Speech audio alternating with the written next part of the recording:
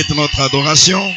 Bwana wetu anastahili mabudu. Il mérite nos acclamations et nos ovations. Anastahili shangwe na kuinuliwa kwetu. Nous vous saluons ce matin dans le nom précieux du Seigneur Jésus-Christ. Tunawasalimu ya asubuhi katika jina la damani. Nous bénissons le Seigneur Jésus-Christ pour le souffle de vie qu'il nous a donné. Tunamshukuru Bwana Yesu Kristo kwa pumzi la uhai anatupatia. Et pour cette merveilleuse occasion de nous rassembler dans sa maison. Na kwa bahati ya kutanika nyumbani mwake. Dans les temps anciens, David disait: Wakati wa kale Daudi alikuwa anasema, je suis dans la joie quand on me dit allons dans la maison de l'Éternel. Nafurahi wakiniambia nenda mnyumba yake Bwana. Et le prophète a ajouté disant Nabii anaongeza na kusema que l'on ne peut pas être déçu en venant dans la maison du Seigneur. Mkuja nyumbani mwake Bwana hautakufa moyo. Que le Seigneur soit béni pour cela. Bwana abarikiwa kwa hiyo. Nous allons incliner nos têtes. Tutainama kidogo. Et nous allons lui parler avant de lire les Saintes Écritures. Na kumunenea kabla kuyasoma maandiko matakatifu. Prions le Seigneur. Tuombeni Bwana. Bienveillant Père Céleste, Seigneur Jésus-Christ, nous nous inclinons devant ta face pour te dire merci pour la grâce que tu as manifestée en faveur de chacun de nous. Merci pour la vie gratuite que tu nous donnes jusque ce matin. Et merci pour ta présence au milieu de nous en ces lieux. Nous venons de chanter et de jubiler pour la gloire de ton Saint-Nom. Nous voulons maintenant nous asseoir à tes pieds pour entendre tes oracles. Tu as déjà parlé, selon l'Esprit, par la bouche du saint prophète William Branham. Nous te prions ce matin de nous aider à occuper notre position d'auxiliaire et nous te prions en même temps de répandre tes bénédictions par ta parole. S'il y a en ces lieux quelques esprits méchants qui ne reconnaissent pas Christ comme Seigneur et Sauveur, nous les chassons de ces lieux au nom du Seigneur Jésus-Christ. Ouvre-nous l'intelligence afin que nous puissions comprendre les Saintes Écritures et que tes bénédictions soient le partage de chacun de nous sur tous les plans, Seigneur. Entre tes mains, nous plaçons cette partie de la parole dans le tout-puissant et glorieux nom du Seigneur Jésus-Christ. Amen. Amina. Que le Seigneur bénisse chacun de nous ce matin. Bwana abariki kila mmoja wetu ya asubuhi. Je voudrais une fois de plus bénir le Seigneur pour les réunions de prière que nous avons eues pendant la semaine. Mara tena nalitaka kumshukuru Bwana kwa mikusanyiko za ombi tulikuwa nazo Ça a kadiri été wiki. des moments merveilleux et bénéfiques pour chacun de nous. Ilikuwa wakati wa faida na wadamani kwa kila mmoja wetu. Nous sommes reconnaissants au Seigneur pour la visitation qu'il nous a accordée pendant ces 3 jours de prière. Tunashukurani kwake Bwana kwa kutembelelewa naye kadiri masiku 3 za Et ombi. personnellement, je voudrais aussi bénir le Seigneur. Peke yangu nalitaka kumshukuru Bwana. Parce que je savais que s'il pleuvait dans ces 2 jours de nuit, Kwa sababu nalikuwa najua ikiwa mvua kunyesha kadiri usiku mbili nous allions vraiment être dérangés.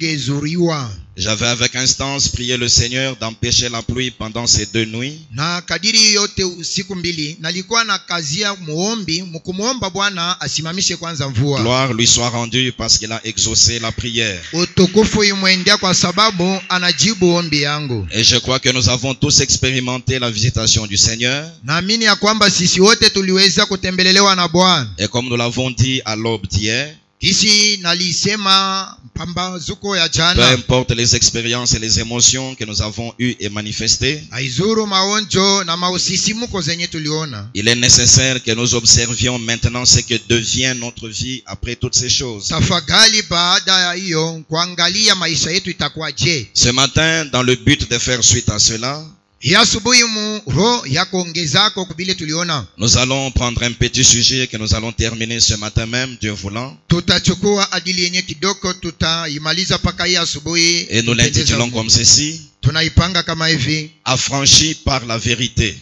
walioachiliwa huru kwa kweli. Affranchis par la vérité. Walioachiliwa huru kwa ukweli. Nous ouvrons nos Bibles dans Jean chapitre 8.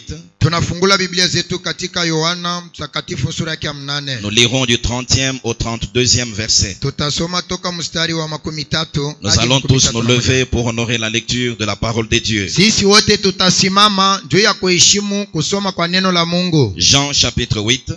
Yohana mtakatifu sura yake ya 8. Du 30e au 32e verset. Toka mstari wa 13 hadi 32. Nous lisons. Tuko nasoma. Comme Jésus parlait ainsi, plusieurs crurent en lui.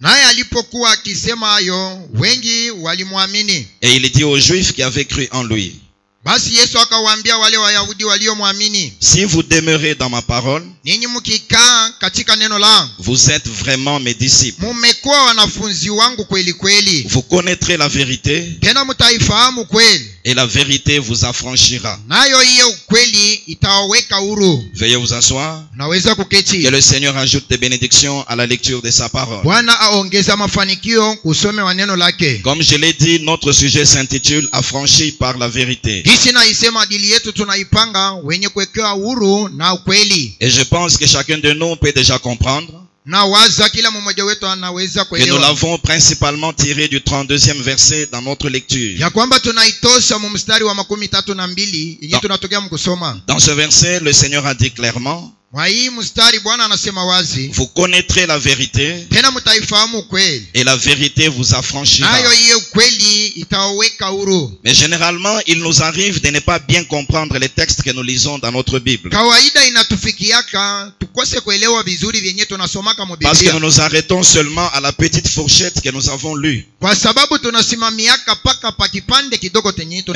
tunasoma. bien comprendre les Saintes Écritures, même quand nous les lisons à l'église, Lakini kwa kuelewa vizuri maandiko matakatifu hata tukisoma kanisani, c'est toujours bien de remonter quelques versets plus haut, tafadhali kupanda kwa mistari michache juu de saisir la circonstance ou l'histoire depuis son début. na kushika tukio hala historia tokea mwanzo. Et cela peut nous ouvrir l'intelligence et nous permettre de bien comprendre la chose. Ile naweza kutufungua akili na kutufikisha mkuelewa vizuri Ici, jambo. nous avons lu du 30e au 32e verset. Hapa tunasoma toka mstari wa 13 hadi 32. Mais si même à la maison, vous commencez depuis le premier verset, Hata kama nyumbani ukianzia mstari wa kwanza, vous allez voir qu'il est parlé ici d'une scène importante qui s'était déroulée dans le temple. utaona hapa banasema kuhusu tendo ya umuhimu ilitendeka hekaluni. Ce matin-là, le Seigneur Jésus s'était rendu au temple Ila asubuhi Bwana Yesu alikwenda hekaluni et il avait commencé à donner des enseignements à ceux qui étaient venus l'écouter. na akaanza kuwafundisha wenye walikuwa kumsikiliza. Et pendant qu'il donnait son enseignement ce matin-là, Wakati ile asubuhi alikuwa c'est anawafundisha, là qu'on lui avait apporté cette femme qu'on avait trouvée en flagrant délit d'adultère. ndiko balimupelekea huyu mke mwenye balikuta alikuwa na sharatika. Le Seigneur avait commencé par prononcer le pardon pour cette femme. Bwana alianzia hapo kumsamea huyu bwana. Et enfin, il l'avait déchargée et renvoyée libre. Kisha kumtosha mzigo na kumwacha kwenda huru. Maintenant, les pharisiens qui s'étaient un peu opposés à ce qu'il venait de faire Lakini Wafarisayo wenyewe walipinzana na hiyo tendo.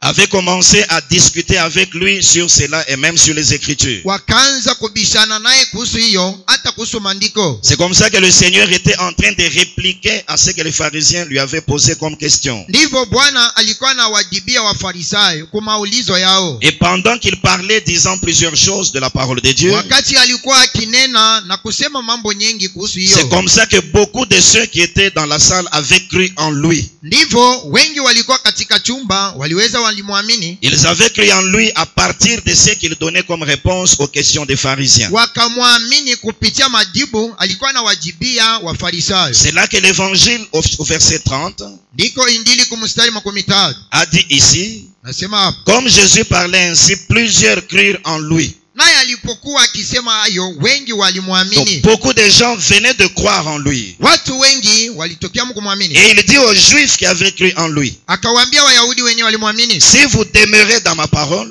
mukidumu katika neno langu, vous êtes vraiment mes disciples. ninyi mnakuwa kabisa kweli kweli wanafunzi wangu. Jésus ne s'est pas contenté seulement par le fait qu'ils avaient cru, Yesu hakuamini tu, hakufurahi tu kwa tendo yenyewe walimwamini, pour les accueillir directement et leur dire, vous êtes vraiment mes disciples. kwa kuwapokelea tu kuambia nini ni wanafunzi Ces wangu. gens-là avaient témoigné leur foi dans le Seigneur. Wale watu walionyesha imani yao kwa Bwana. Mais ici, d'après la traduction de Louis II, Lakini hapa kufuatana na utafsiri wa il leur dit, si vous demeurez dans ma parole, anawaambia mkidumu katika neno vous êtes langu, vraiment mes disciples. mmekuwa kweli kweli wanafunzi C'est qu'il y a wangu. des gens qui peuvent se faire appeler disciples du Manake Seigneur, kunako watu wanaweza kuditisha wanafunzi wa Kristo, mais il y en a qui sont vraiment ses disciples. lakini kunako wengine wenye kuwa wanafunzi wake Et kweli donc un kweli, vrai disciple du Seigneur, wanafunzi wa kweli wa ce Bwana. n'est pas seulement celui qui dit je crois dans le Seigneur. Haiko wale wenye kusema na mwamini Bwana, Ce n'est pas seulement celui celui qui a entendu la parole haiko mpaka yule anasikia neno et qui a dit j'ai cru en cette parole. na anasema naamini hiyo neno. Un vrai disciple, c'est celui qui demeure dans la parole du Seigneur. Mwanafunzi wa kweli ni yule adumuaye katika neno la Et Bwana. Louis II, en traduisant ce verset, Louise ko muku tafsiri il korasa a dit seulement demeurer dans ma parole. nasema tu kudumu katika neno. Et quand vous prenez la version de la Bible Alfred Quen, Ukichukua utafsiri wa Biblia Alfred Quen, il essaye d'aller un peu plus dans les détails pour que nous comprenions davantage. yeye anatuelezea kabisa ili tupate kuelewa. Ce même verset, il le traduit comme ceci. Hii korasa moja moja anaitafsiri kama hivi: Si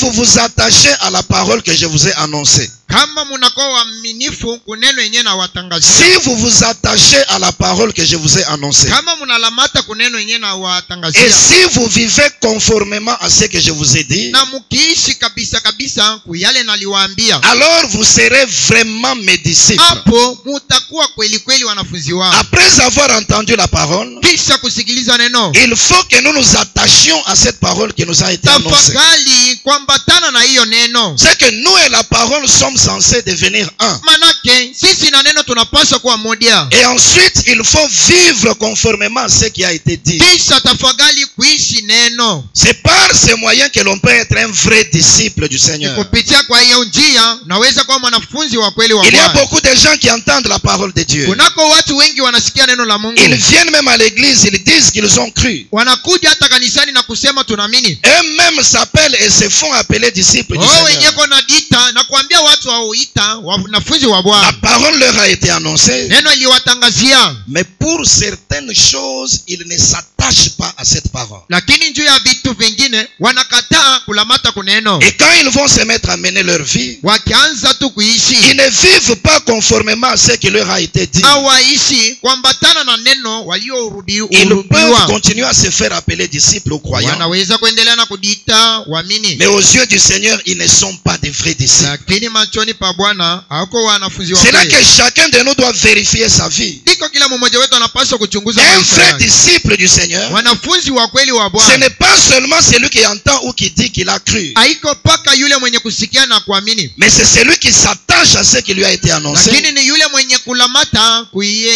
c'est celui qui vit conformément à ce qui lui a été dit. ni yule mwenye kuishi kabisa kabisa kuhusu na mahubiri bali mhubiri. Maintenant au verset 32, le Seigneur leur dit, Sasa mstari 32 Bwana vous akawaambia, connaîtrez la vérité takapoijua ukweli et la vérité vous na affranchira. ukweli itakapoacha huru. Affranchir, c'est rendre libre. Kuachiliwa huru manake ni kuachiliwa. Cela veut aussi dire déclarer libre. Hii manake tena ni kuachiliwa huru. Il est donc question d'une personne qui était esclave. Kumbe ni mambo ya mtu alikuwa mtumwa. Quelqu'un qui était sous la domination d'une certaine puissance. Fulani mwenye alikuwa anatawaliwa na uwezo fulani. Et il peut demeurer dans l'esclavage Anaweza kudumu katika utumwa pendant toute la période où sa liberté n'a pas encore été proclamée. kadiri kipindi ambamo hajaachiliwa huru. Il faut que cette personne rencontre la vérité. Tafadhali huyu mtu akutane na ukweli. Il faut que cette personne connaisse la vérité. Tafadhali huyu mtu ajue ukweli. Et quand la personne arrive à connaître la vérité, Wakati huyu mtu anafikia mkujua ukweli, cette vérité-là est tellement puissante hii ukweli ni ya uwezo kabisa, qu'elle va rendre libre cette personne qui était inapaswa esclave. kumwacha huru.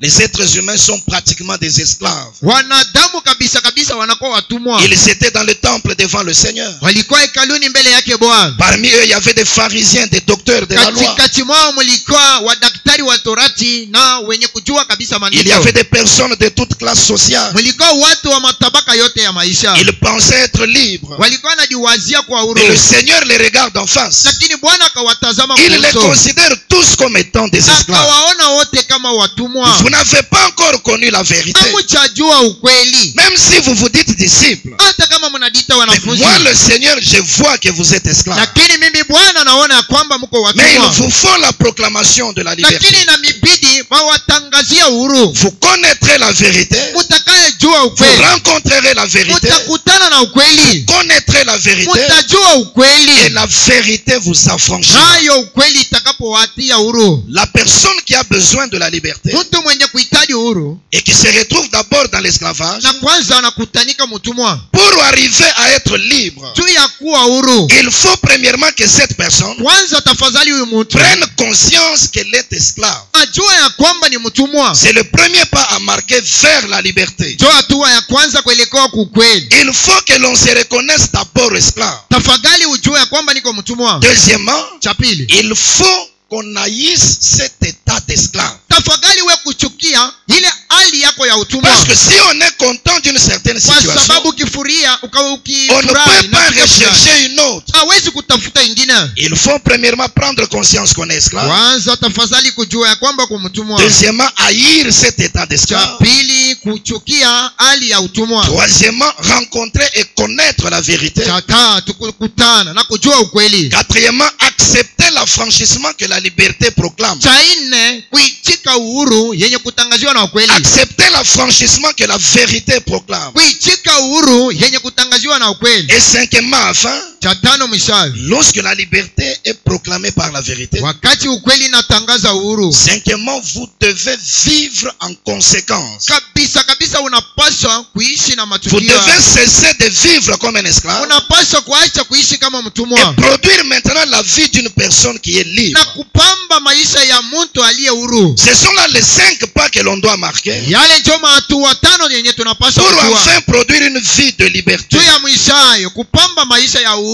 Ici, Jésus regarde ces gens. Hapa Yesu anawatazama Vous watu. connaîtrez la vérité Utakapojua ukweli, et la vérité vous affranchit. nayo hiyo ukweli itakapowatia huru, Rien d'autre ne peut rendre libre. chochote haitakuacha huru. Personne d'autre n'a le pouvoir de rendre libre. Yoyote apewe mamlaka kukuacha huru, La seule chose qui peut affranchir, ila tu kitu moja c'est la vérité. kenye kinaweza kukutia La huru ni seule ukweli. puissance pour affranchir, Uwezo moja kwa kuwatia huru c'est la vérité. ni ukweli. Ces gens-là étaient esclaves. Hawa watu walikuwa watumwa, Mais nous devons être profonds ce matin. lakini hii asubuhi tunapaswa kuwa mukilindi. L'esclavage dont il est question dans ce texte, Utumwa yenyewe banasema hapa ce n'est pas ce genre d'esclavage naturel que nous avons sur la haiko terre. aina ya uhuru yenye tunekalaka naona. Comme dans les temps anciens, les Blancs venaient en Afrique. Kama wakati wa kale wazungu walikuwa nakuja Ils kwa prenaient Afrika les Africains et en faisaient des esclaves. kuwabeba watu weusi na kuwafanya kuwa watumwa Ils wao. allaient leur imposer des travaux lourds et pénibles. Walikuwa na kwenda kuwatisha makazi ya Ils leur Mungu. privaient de leurs droits et de leur liberté. Walikuwa na waima mahaki zao na uhuru wao. C'était un esclavage. Ilikuwa ni utumwa, Mais ça, c'était dans le domaine naturel. lakini ilikuwa ni mkiasiri. Quand Jésus a parlé de leur esclavage, Wakati Yesu akinena kuhusu utumwa il wao, parlait du domaine spirituel, alikuwa anasema katika makao ya de kiroho l'esclavage du péché. kuhusu utumwa wa dhambi. Nous sommes toujours dans Jean chapitre 8, Tuko paka katika Yohana sura ya 8 versets 33 à 36. mstari 13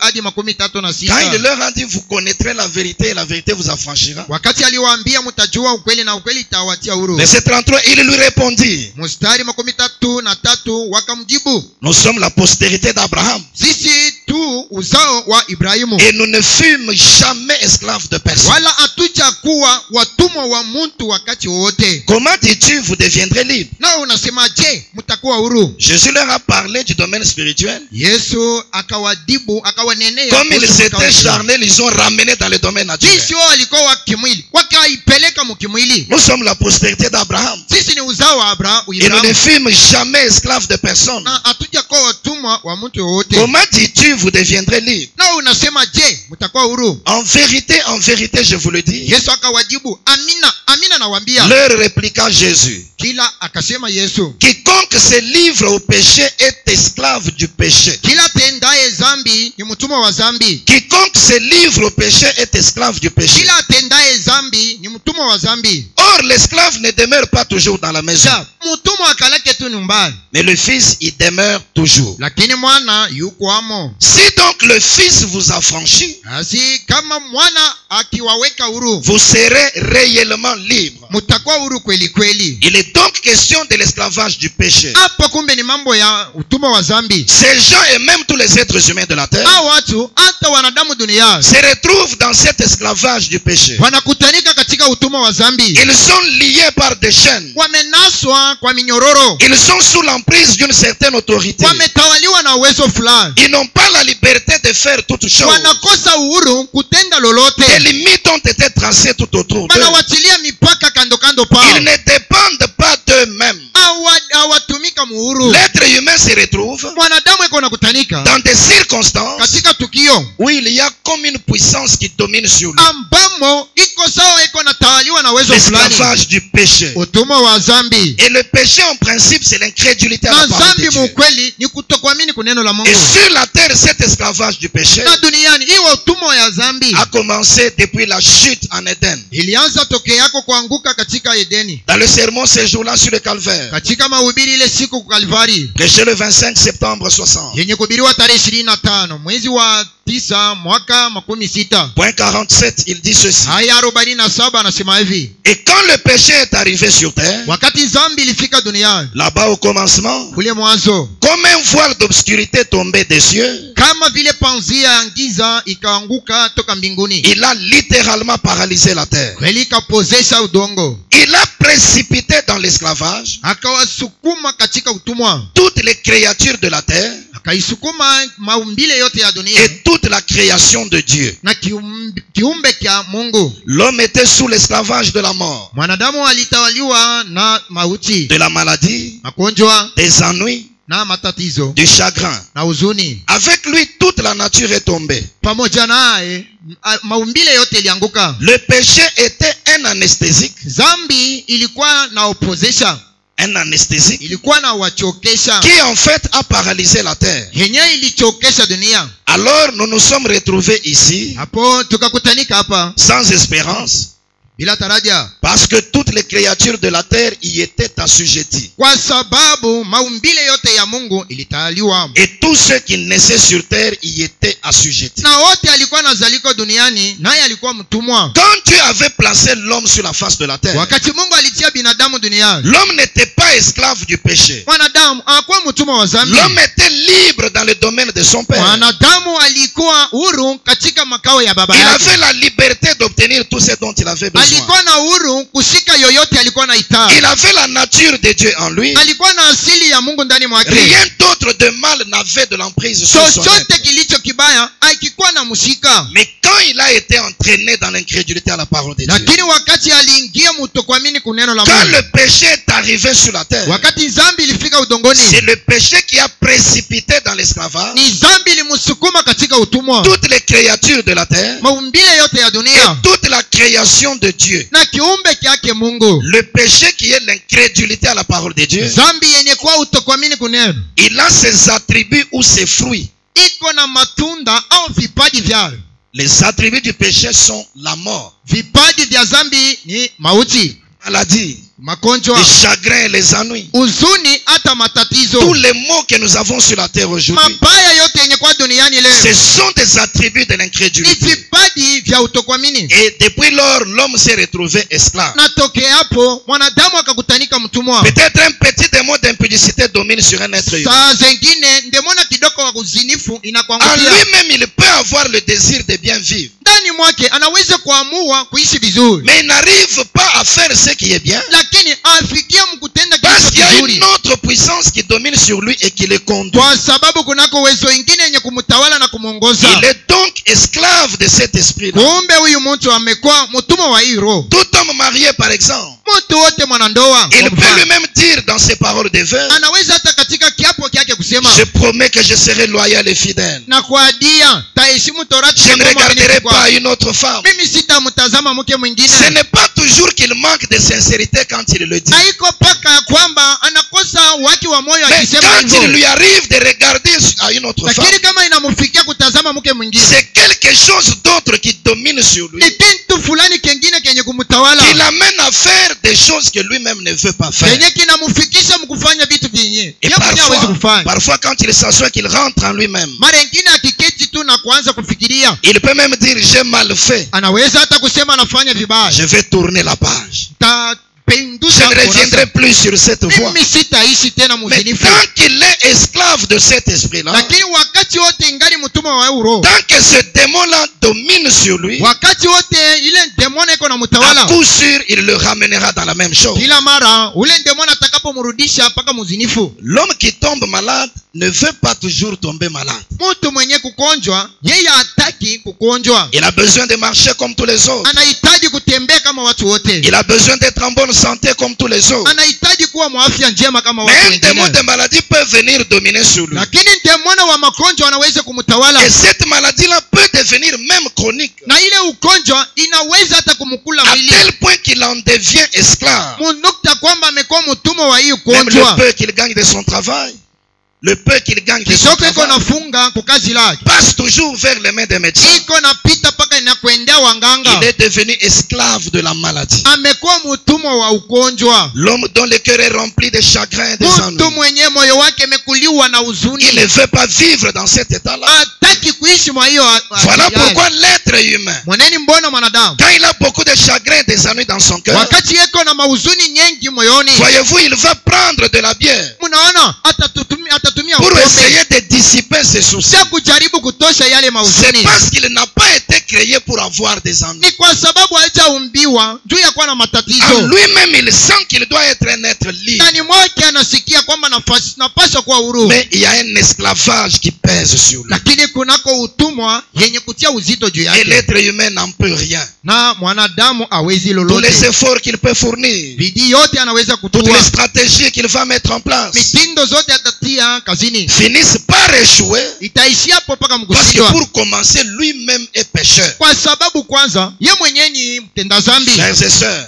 Ndugu na dada, Caïn ne pouvait rien Kaina hakuweza pour lolote se débarrasser de cette jalousie. juu ya kuachana na hii wivu. C'était quelque chose qui dominait sur lui. Wivu ilikuwa na mtawala, Il a manifesté la jalousie. alionekanisha wivu, Il est allé plus loin jusqu'à tuer son frère. alikwenda mbali hata mkumuua ndugu yake. Peut-être qu'il a réfléchi plusieurs fois. Saa zingine alitafakaria mara nyingi hapo, Mais cet esclavage du péché qui était sur lakini lui hii utumwa wa dhambi ilikuwa juu yake, était tellement fort qu'il ne pouvait pas aller au-delà. ilikuwa uzito mno, hakuwezi kuishinda. Quelque chose en lui le poussait à poser cet Mnono, acte. kitu fulani ndani mwake kilikuwa na msukuma. Peut-être qu'après avoir fait cela, il a un peu regretté. Saa zingine kisha kuwa ndugu yake aliweza hata Mais il kutafakaria, n'a pas pu se garder de le faire. hakuweza kuacha kufanya hivyo. Regardez quand les enfants vont à l'école primaire. Tazameni wakati watoto weko na kwenda kushule ya Ils ont msingi, les cours de l'éducation civique et weko morale. na fundisho ya kufunda dibisho, Et même sur le chemin du retour, hata njiani ya kurudia ils chantent ce que la maîtresse ou le maître leur a appris. anembaka vyenye bibi anamfundisha kumasomo. Ne volez pas, sinon tu seras en prison. Usiibe, kama sivyo utaingia gerezani. C'est ce que la morale lui a enseigné. Ndio yenyewe amefundishwa na Mais le dibisho, même enfant qui récite cela, lakini yule mtoto moja moja mwenye quand il kuiba arrive à la maison, akifika nyumbani il vole quelque chose. ataiba, hata mboka C'est que la mchungu, morale ne peut pas rendre libre l'être maana humain. yake dibisho haitakuacha huru. Tous ces gens qui sont dans des prisons, Watu wote wenye kwa gerezani, d'autres sont des grands chefs religieux, wengine ni wa bwana mkubwa wa d'autres makanisa, ont été des pasteurs par le passé, wengine mumara iliyopita walikuwa wachungaji, d'autres ont été des chrétiens de renom. wengine walikuwa wakristo wakafumu kabisa, Ils sont arrivés à tomber toujours dans le mal. lakini wanafika mkuanguka mu mabaya. C'est pour dire que même une simple religion ne peut pas rendre libre. Iko saa kuambia hata dini haitaweza. Quand vous allez à l'entrée de la prison, Ukienda kumlango wa gereza là au-dessus on a écrit centre de rééducation. kule juu banaandika senta ya kudibisha mara tena, C'est que l'éducation que tu as acquise avant n'a pas produit de bons résultats. manake dibisho ulipata kwenu haikupamba matunda mzuri. Maintenant la prison va te rééduquer. Sasa gereza itakufundisha mara tena. Bien.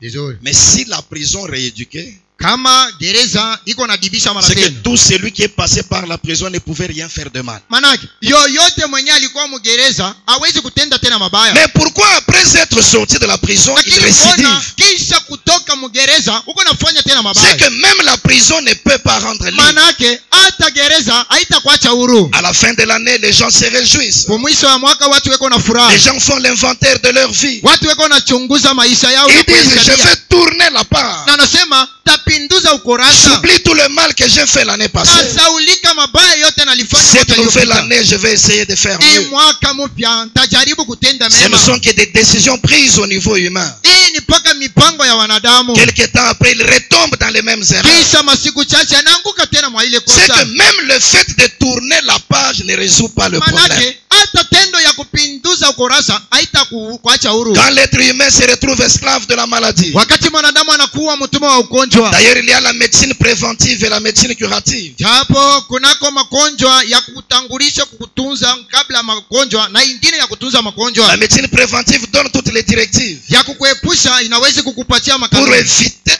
maladie. Juu ya kuepuka magonjwa. Malgré cela, la maladie vient toujours. Lakini aizuri hiyo utaumwa paka. On peut donner autant de vaccins qu'on veut. Naweza kukuchanja mara C'est pour nyingi. prévenir la maladie. Ni juu ya kukataria magonjwa Mais isiwe. il arrive toujours que la maladie vienne. Lakini magonjwa utaumwa paka. Tu peux essayer d'entretenir ton milieu de vie. Unaweza kujaribu kuishi maisha fulani. Tu peux essayer de maintenir la propreté autour de toi. Unaweza hata kufyakia kwa nyumba na kulima. Cela n'empêchera pas la maladie de venir. Ile haitazuria magonjwa. C'est que même la médecine préventive ne peut rien. Manake hata namna ya kukuepusha haitaweza. Même les produits que les médecins donnent pour guérir ne donnent pas la Hata guérison. madawa yenyewe tumepewa na wanganga haitaleta matunzo. L'homme est esclave du péché. Mwanadamu anakuwa mtumwa wa Il est dhambi. esclave de la maladie. Mtumwa wa ugonjwa. Il est esclave des chagrins et des Mtumwa amours. wa huzuni na matatizo. Il est même esclave de la mort. Amekuwa hata mtumwa wa mauti. Et il ne peut rien. Lakini hawezi lolote. Mais gloire soit rendue au Père. Lakini utukufu imwendea Parce Baba. qu'il a frayé une voie pour Kwa la liberté. sababu anapasua njia.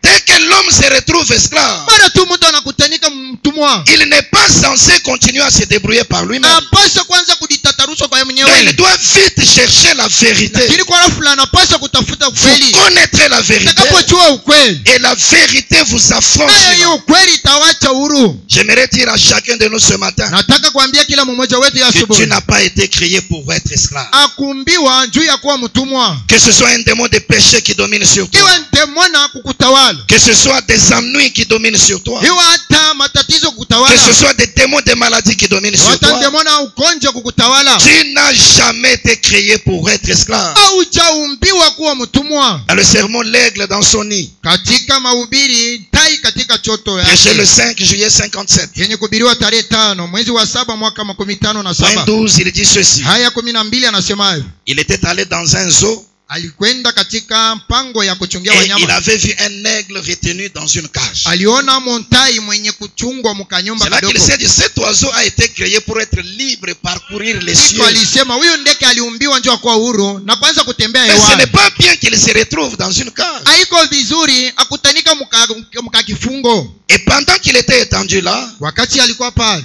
regardant où il devait voler, mkuangalia kwenye alipaswa kuruka. pour lequel il était créé et pour lequel il était né. Kuruka kwenye aliumbiwa na kuzalikwa njoo ya kuruka. Mais par la ruse de l'homme, Kupitia ujanja wa il mwanadamu. avait été enfermé dans une cage pour toute sa vie. Alifungiwa mkachumba kadoko njoo ya maisha yake. Oh, quel triste spectacle c'était. Mai, ni tendo kanya kushangaisha likuwa. Mes frères, Ndugu zangu, cela n'est pas du tout un spectacle. hii haiko tu tendo fulani. Quand on sort ici, Wakati tu unatoka dans hapa les rues de Chicago manjia ya Chicago et des autres grandes villes, na katika miji mikubwa ingine, voir des hommes qui sont nés et faits à l'image de Dieu, kuona watu walizalikwa na kuumbiwa kupicha yake Mungu, pour être des fils et des filles de Dieu, juu ya kuwa wana na wabichi wa Mungu, les voir enfermés dans la cage du péché, waona wenye kufungiwa mkanyumba kazambi des mauvaises habitudes na matabia mubaya et des soucis de ce monde, na masuluri ya hii dunia, c'est une condition bien plus triste que celle de cet aigle. ni hali ya huzuni kabisa kuliko ya hii tai. L'homme n'a pas été créé pour être lié. Mwanadamu hakumbiwa kwa sababu ya Ce kunaswa. matin, peu importe ce qui te lie, Ni asubuhi ya ruzuru kenye kukunaswa. crois d'abord cette parole dans ton cœur. Kwanza amini neno katika moyoni mwako. L'homme n'a pas été créé pour être lié. Mwanadamu hakuumbiwa kwa kunaswa. L'homme est libre. Mwanadamu eko huru. J'aime le prophète. Nampenda nabii. Il cite maintenant l'écriture. Anataya andiko. Celui que le Fils a franchi est réellement libre. Yule mwenye kuachiliwa huru na mwana anakuwa huru kabisa Il ne kabisa. doit pas être lié comme cela. Apaswa kunaswa kama vile. Oh, Mai. ça me prendrait des heures pour essayer d'exprimer Itanibeba masaa nyingi nikijaribu ce kuwaelezea. sentiment de mon cœur Kuyaelezea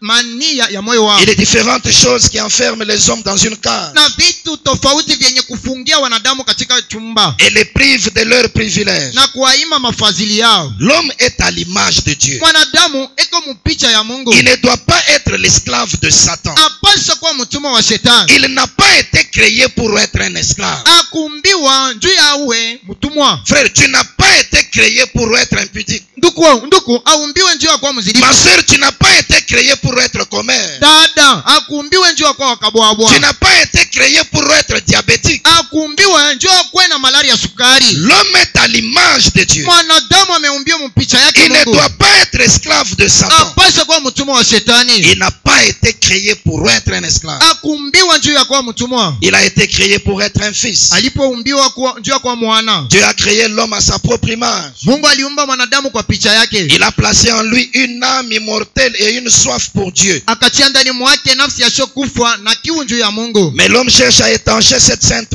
soif bénie. Lakini mwanadamu eko na tafuta kuisha hii kiu takatifu kenye kubarikiwa. Avec le whisky, na pombe, l'alcool, na pombe ya makari, le tabac, hata tubako, les divertissements et le luxe. na michezo ingine utofauti. C'est une disgrâce Hii ni kukosa neema. Que d'essayer d'étancher cette sainte soif bénie avec les choses de ce monde. Kujaribu kuisha hii kiu takatifu ya Mungu na vitu vya dunia. Les hommes et les femmes sont tout simplement enfermés dans une cage. Wanaume na wanawake wanafungwa wote katika kachumba. Et retenus loin de leur véritable privilège que Dieu leur a donné. Na kuendesha mbali na fadhili ya kweli yenye walipewa na Mungu. Ils sont liés par le péché. Wamenaswa na dhambi. Non pas que la volonté de Dieu l'ait permis. Haiko kwamba wameruhusiwa na penzi la Mungu. Mais c'est parce qu'ils le pratiquent volontairement. Lakini ni kwa sababu weko na itenda kwa penzi lao. Quel que soit ce qui te retient esclave ce matin. Saa zingine kenye kukuisha mtumwa ya asubuhi. Comprends que ce n'est pas cela la volonté de Dieu. Elewa tu ya kwamba haiko penzi ya Mungu. Tu n'as pas été créé pour être un esclave. Hakuumbiwa juu ya kuwa mtenda dhambi ama tu mtumwa. as été créé pour être un être libre. Lakini uliumbiwa juu ya kuwa kiumbe kenye kwa huru. Jouissant de tous les privilèges que le Seigneur a prévus. Kufurahi na mafadhili zote zenye kutarashiwa na Mungu. Maintenant chacun de nous peut inventorier sa vie ce matin. Sasa kila mmoja wetu hii asubuhi anaweza kuchunguza maisha et yake. voir les différentes choses qui le retiennent esclave. Na kuona vitu tofauti vyenye kumtia mtumwa. Pour être esclave de certains péchés. Unaweza kuwa mtumwa wa madhambi esclave chache. de certaines habitudes. Hata mtumwa wa matabia fulani. Peut-être esclave de certaines difficultés. Saa zingine mtumwa wa matatizo fulani. Esclave de certaines maladies. Mtumwa wa magonjwa fulani. Si c'est cela votre état ce matin. Kama ndio hali yako ya asubuhi. C'est possible que tu retrouves ta liberté. Inawezekana upate uhuru wako. Comment pouvons-nous alors être affranchis? Namna gani utatiliwa huru? Dans ce texte que nous avons lu ce matin. Katika hii andiko tunasoma ya asubuhi. Le Seigneur lui-même a donné la réponse. Bwana yeye mwenyewe anaweza kujibu. Il y a deux versets que nous allons considérer. Kunako makurasa mbili yenye tutaangalia. Pour arriver à saisir la pensée que nous avons ce matin. Ili tufikia wazo tunayo ya asubuhi. Parce que la question c'est comment être affranchi. Kwa sababu lizo namna gani kutiliwa huru? D'abord au verset 32 il a dit ceci. Kwanza kumstari 32 anasema hivi. Vous connaîtrez la vérité. Tena mtaifahamu kweli. Et la vérité vous affranchira. Hayo hii kweli itawawekea huru. Quelle que soit la forme de l'esclavage. Aizuru umbo wa utumwa. Quel que soit le degré de l'esclavage. Aizuru kimo kia utumwa. On peut être affranchi. Unaweza kutiliwa huru. Si on arrive à connaître la vérité. Kama tu unajua ukweli. C'est la vérité qui est capable d'affranchir. Ukweli ndio inaweza kukuacha huru. C'est la vérité qui est capable et puissante. Ni ukweli ndio inaweza pour rendre libre toute personne retenue dans l'esclavage. Waacha mtu wote huru mwenye kuwa mtumwa. Maintenant, qu'est-ce qu'est la vérité? Sasa ukweli ni nini? Et comment pouvons-nous la trouver? Namna gani kupata ukweli? Romains chapitre 3 verset 4. Warumi sura yake ya 3 mstari wa 4. D'abord dans Louis II. Kwanza mu Louis II. Romains chapitre 3 verset 4. Warumi sura yake ya 3 mstari wa 4. Il est dit ceci. Nasema hivi. Loin de là. Bali na hiyo. Que Dieu au contraire soit reconnu pour vrai. Mbali Mungu awe kama wa kweli. Et tout homme pour menteur. Na mwanadamu wote awe mdanganyifu. Selon qu'il est écrit. Kufuatana na kilichoandikwa. Afin que tu sois trouvé juste dans tes paroles. Ili uwe mwenye haki katika maneno zako. Et que tu triomphes lorsqu'on te juge. Na kushinda wakati batakuhukumu. Que Dieu au contraire soit reconnu pour vrai. Mbali Mungu awe mwenye kweli. Et tout homme pour menteur. Wanadamu wote kama mdanganifu. La version du semeur dit ceci dans le même verset. Tafsiri wa mpandaji inasema hivi katika Korani. Loin de là. Mbali na hiyo. Il faut tafadhali que Dieu Mungu soit reconnu comme disant la vérité. Awe kama mwenye kusema ukweli, et tout homme qui s'oppose à lui comme menteur. na mwanadamu wote mwenye kupinzana na Mungu awe kama mdanganyifu. Vous connaîtrez la vérité, Itakapojua ukweli, et la vérité vous na affranchira. ukweli itakapokutia huru. Qu'est-ce que la vérité? Ukweli maana yake ni nini? Et comment pouvons-nous la trouver? Na namna gani kupata ukweli? Il faut Tafadhali, que Dieu seul Mungu peke yake soit reconnu comme disant la vérité. awe kama mwenye kusema ukweli. La vérité, c'est ce qui sort de la bouche de Dieu. Ukweli ni lule tokalo kinwani chake Mungu. Dieu est le seul qui puisse dire la Mungu vérité. ndiye peke yake msema ukweli. C'est que la vérité qui a franchi Manake ukweli yenye kutia huru n'est rien d'autre que la parole qui sort de la haiko bouche de kitu Dieu. kingine ila neno tokale kinywani mwa Mungu. Jean chapitre 17, Yohana 17 au verset 17, il est dit ceci. mstari 17 anasema hivi. C'était Jésus faisant la prière. Ilikuwa ni Yesu akisali. Il sanctifie-les par ta vérité. Asema uwatakasa kupitia ukweli wako. Ta parole est la vérité. Neno lako ndio ukweli. La vérité, c'est la parole de Dieu. Ukweli ni neno la Mungu. Et cette parole, Na hii neno qui est la vérité, yenye kwa ukweli c'est Dieu seul qui prononce cela. ni Mungu peke yake mwenye kuitamka. Dans chaque âge, les êtres humains se retrouvent sur la terre. Kila kizazi wanadamu wakikutanika Toutes dunia, les créatures de la terre sont assujetties à l'esclavage. viumbe vyote vya dunia vinakuwa vitumwa. Comme ils viennent tous au monde par la voie naturelle, Sisi wote uko nazalika mkiasiri, ils sont tous esclaves du péché et wote de ni ses watumwa wa attributs. dhambi.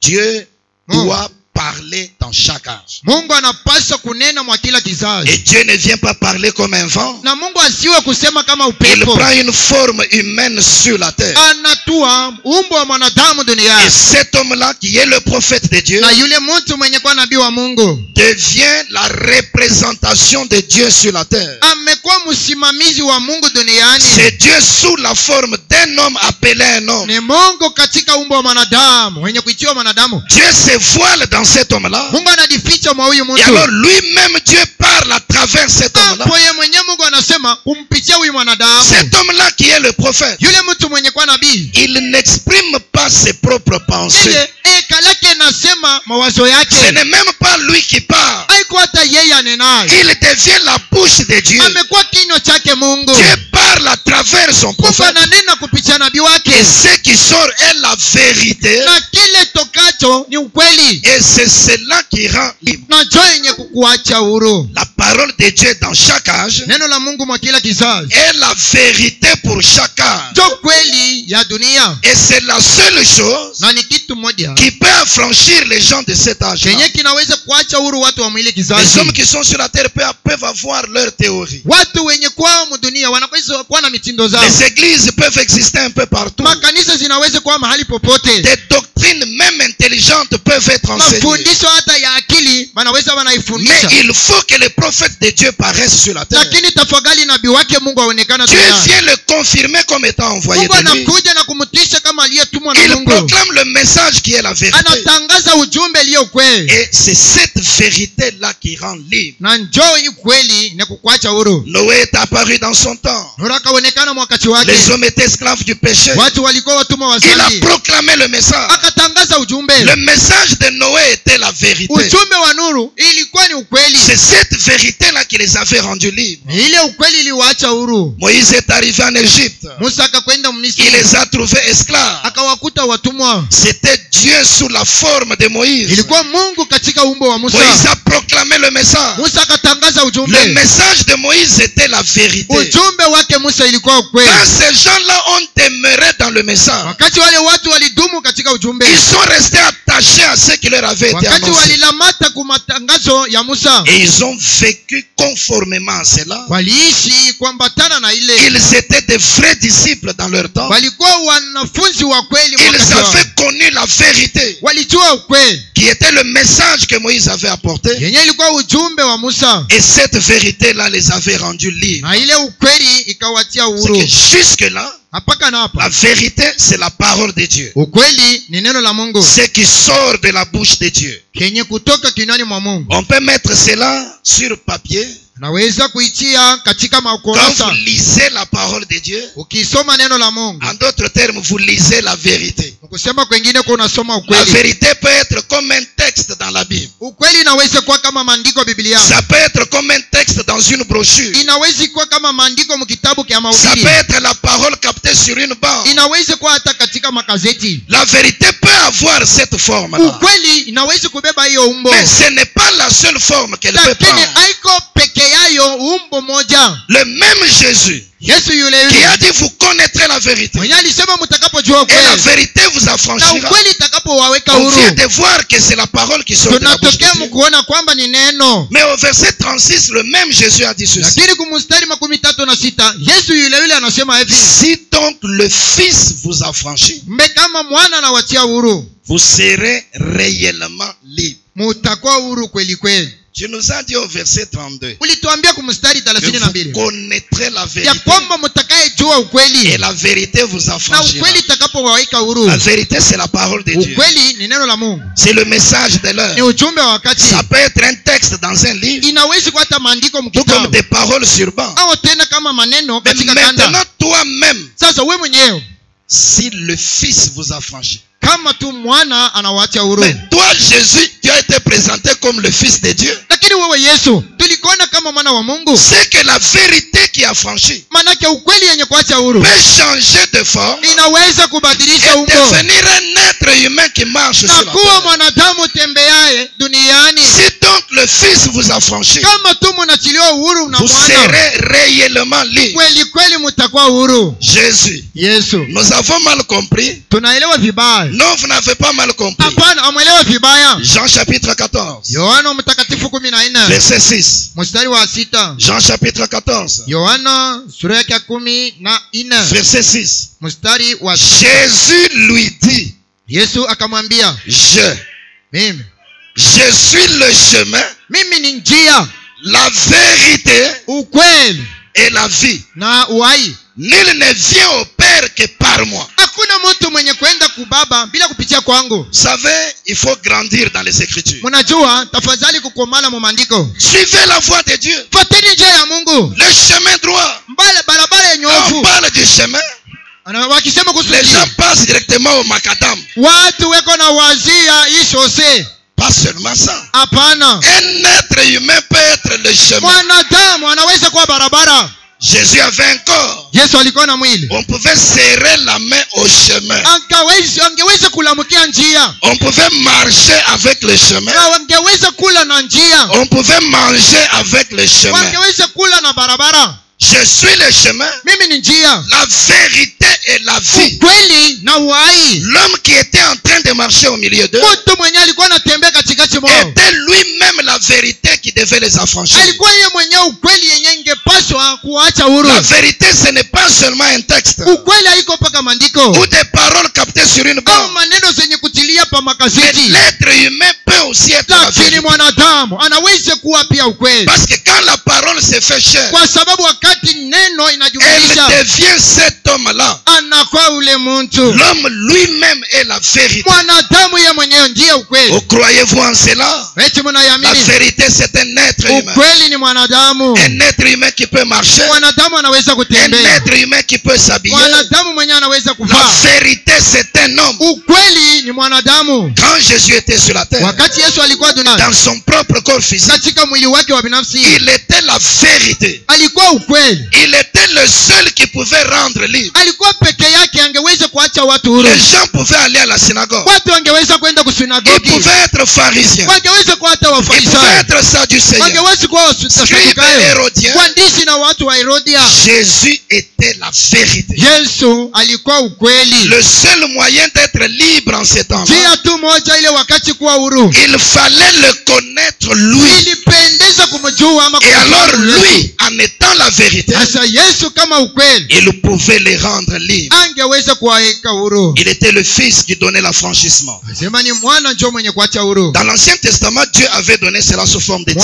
Kano la kale Mungu alipeleka kama mfano. Suivez-moi attentivement. Munifuate na usikilizivu. Ils étaient libres sur leur territoire. Walikuwa huru muudongo yao. Mais il pouvait arriver que pour certaines circonstances, Lakini ilikuwa nafika matukio fulani. qu'un être humain devienne esclave de l'autre. Mwanadamu awe mtumwa wa mtu mwingine. On le prend comme esclave. Wanamkamata kama On mtumwa. le prive de sa famille et de sa liberté. Kumtosha mjamaa yake na On lui kumlipa uhuru. impose des travaux lourds. Kumutisha makazi ya nguvu. Mais il ne pouvait pas en perpétuité demeurer dans l'esclavage. Lakini hakwezi kwa lote kudumu mzambi. À partir du moment où l'esclavage commençait, Tokea wakati wa mwanzo wa utumwa, Dieu avait établi la loi. Yesu alitia torati. Le jubilé devait venir. Yubile ingepaswa kudia. On devait compter seulement 6 ans. Angepaswa kuhesabia miaka Et 6. à la 7e année, Na mwaka wa 7, le souverain sacrificateur kuhani mkubwa devait sortir avec la trompette. angepaswa kutoka na Il parapanda. devait sonner de la trompette. Angepaswa kulilisha Et parapanda. tout celui qui était esclave, Yoyote alikuwa mtumwa. quand la 7e année arrivait, Wakati wa kutimilika kwa mwaka wa et qu'il 7, entendait le son de la na trompette, akisikia mlilio wa parapanda, cela signifiait que l'esclavage avait pris fin. ilikuwa na maanisha ya kwamba utumwa inamalizika. L'affranchissement ou la liberté était arrivé. Kuachiliwa uhuru kulifika. Même s'il avait une houe à la main, Hata kama alikuwa na njembe même une mkononi, machette en train de travailler, hata upanga iko natumika, dès que l'oreille perçoit le son de la mara tu trompette, lisikio inasikia mlilio wa je parapanda, suis affranchi, mimi naachiliwa je uhuru, suis libre. hapa niko huru. Et il prenait tous les instruments qu'il Alikuwa avait, anachukua vyombo il vyote, les jetait. alikuwa na vitupa.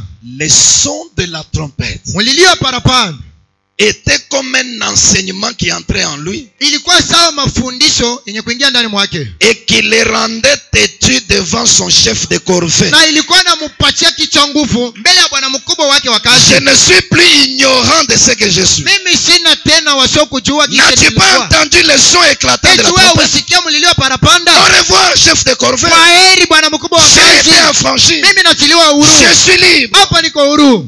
La liberté était proclamée à la 7e année. Uhuru balitangaza mu mwaka wa 7. Les 7 années étaient le type de 7 âges de l'église. Miaka 7 ilikuwa ni mfano wa nyakati 7 ya kanisa. Les Juifs, avec leur Ancien Testament, ils en ont eu 7. Wayahudi na kano lao ya kale walikuwa nayo 7. Depuis le premier âge de leur église Tokea kizazi cha kwanza cha kanisa jusqu'au lao 6e âge, l'esclavage régnait pour eux. mpaka na kizazi cha 6 utumwa ilikuwa na Quand watawala. le 7e âge de leur église est arrivé, Wakati wa kutimilika kwa mwaka wa 7 un kanisa lao, prophète oint de l'esprit d'Élie avait paru. nabii mwenye kupakaliwa na roho wa Eliya alinena, Et ce messager-là était na Jean-Baptiste. yule mjumbe alikuwa Yohana Mbatizaji. À ce 7e âge de l'église des Juifs, Hii kizazi cha 7 cha kanisa la Wayahudi, Jean-Baptiste est arrivé avec l'esprit d'Élie Yohana Mbatizaji alifika na roho wa Eliya, et il a présenté Jésus, la parole faite chair. akaonesha Yesu neno yenye kujumulisha. Et Jésus Na Yesu était à la fois le prophète mara moja alikuwa nabii et le souverain kama sacrificateur. kuhani makuu, Parce qu'il est sacrificateur, kwa sababu yeye ni mkuhani non mkubwa, pas selon l'ordre d'Aaron, si kufuatana na utaratibu wa mais Haruni, selon l'ordre de Melchisedec. lakini kufuatana na utaratibu wa Melkisedeki. À leur 7e âge de l'église, Mukizazi chao cha 7 cha vers la kanisa fin, kumwisho, Jésus déjà introduit, Yesu walisha kumwingiza mkazi, il était comme le souverain sacrificateur. alikuwa kama mkuhani mkubwa, Il devait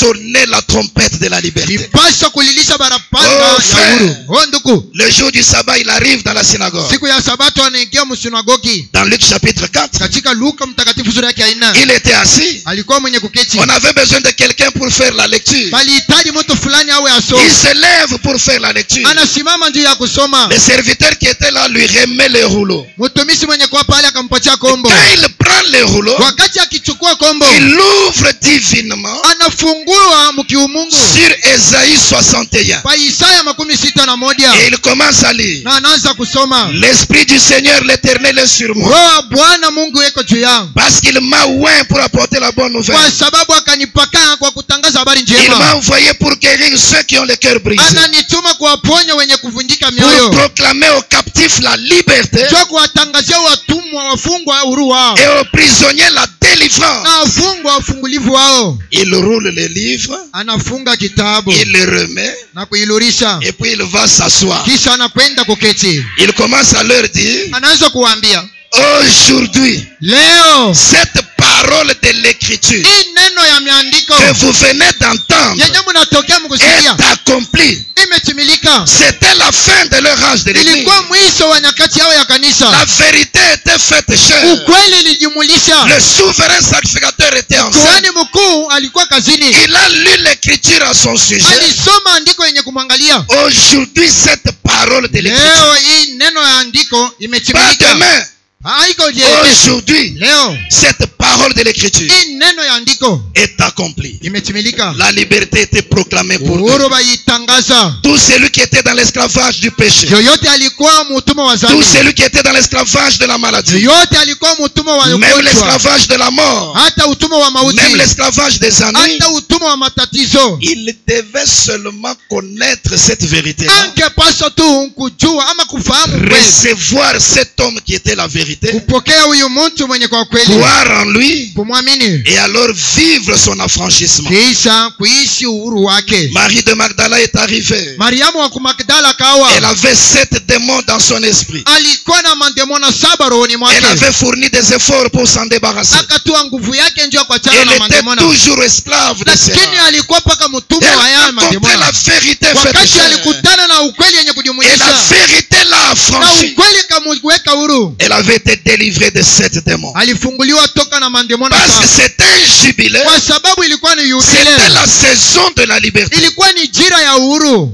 La Samaritaine est arrivée. Msamaria akawa. Elle était esclave de l'adultère. Alikuwa mtumwa wa uzinifu. Esclave de l'impudicité. Alikuwa mtumwa wa uzinifu. Depuis le premier mari jusqu'au 6e. Tokea bwana wa kwanza hadi wa 6. Mais elle venait de rencontrer le 7e. Lakini alitokea mkutano na wa Le 7. 7e était la vérité faite Wa chair. 7 alikuwa ukweli yenye Et kujumulisha. il l'a rendu libre. Lakini akamwacha kuwa Elle huru. n'était plus retournée dans la mauvaise vie. Asikurudia tena mu maisha mabaya. Jairus est arrivé. Yairo J'ai alikuja. laissé ma fille morte à la maison. Naacha mtoto wangu mwanamke nyumbani Elle est mauti. liée par l'esclavage de la mort. Amenaswa na utumwa wa mauti. Ne pleure pas. Usilie. J'irai la réveiller. Takwenda Il kumyamusha. arrive, il fait sortir les incrédules. Anafika anatosha watu kuamini wote. Même les liens de la mort Hata minyororo ya ne mauti peuvent pas tenir devant la vérité. haiwezi kusimama mbele ya ukweli. La femme qui avait la maladie du sang est venue. Mke mwenye kuwa na magonjwa Elle était esclave de cette maladie. alikuwa mtumwa wa hii La magonjwa. Bible dit qu'elle en avait souffert pendant 12 ans. Biblia inasema alikonjwa hii magonjwa katika Quelle miaka miwili. souffrance! Ilikuwa ni mateso gani? Elle avait consulté les meilleurs médecins de la ville. Aliwaendea waganga wakubwa wa Momodi. Mais elle était toujours esclave. Lakini alikuwa paka mtumwa. Mais elle est venue vers la vérité. Lakini akaendea ukweli. Elle a touché le bord de son vêtement. Akagusa pindo ya vazi Elle lake. avait connu son affranchissement ce jour-là. Akatiliwa huru.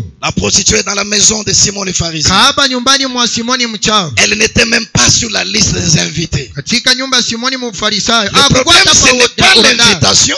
Mambo haiko Mais aliko. le problème, c'est la détermination qui est en toi. Mambo ni mpango yenye kwa ndani Elle est mwako. entrée en dehors de la saison. Anaingia nje ya dira. Mais devant la vérité. Lakini mbele ya ukweli. Elle ne pouvait pas se débarrasser de ses démons. Hakuwezi kuachana na yale Mais elle a maneno. rencontré la vérité. Lakini alikutana na ukweli. La vérité l'a rendu libre. Ukweli kamuweka huru. Cet homme légion, Huyu mtu mwenye kwa na kundi. avec toute une légion de démons. Na kundi ya mandemona. Toi, tu en as peut-être 2, 3, 4. Saa zingine uko na tumandemona 3 Mais lui en avait toute une légion. Lakini yeye alikuwa na kundi mzima. Il était lié. Alinaswa. On le liait même avec des chaînes littérales. Balikuwa tana munaswa na minyororo ya biuma. Il était esclave. Alikuwa mtumwa. Quand il a rencontré la vérité, Akikutana na ukweli. la vérité l'a affranchi. Ukweli kamuweka huru. Voyez-vous, Unaona? même les animaux ont joui de ces jubilés-là. Hata wanyama walifurahi na yubile. Voyez-vous, ce petit anneau était lié dans un village. Unaona? Huyu mwanampunda alinaswa katika Vous connaîtrez la vérité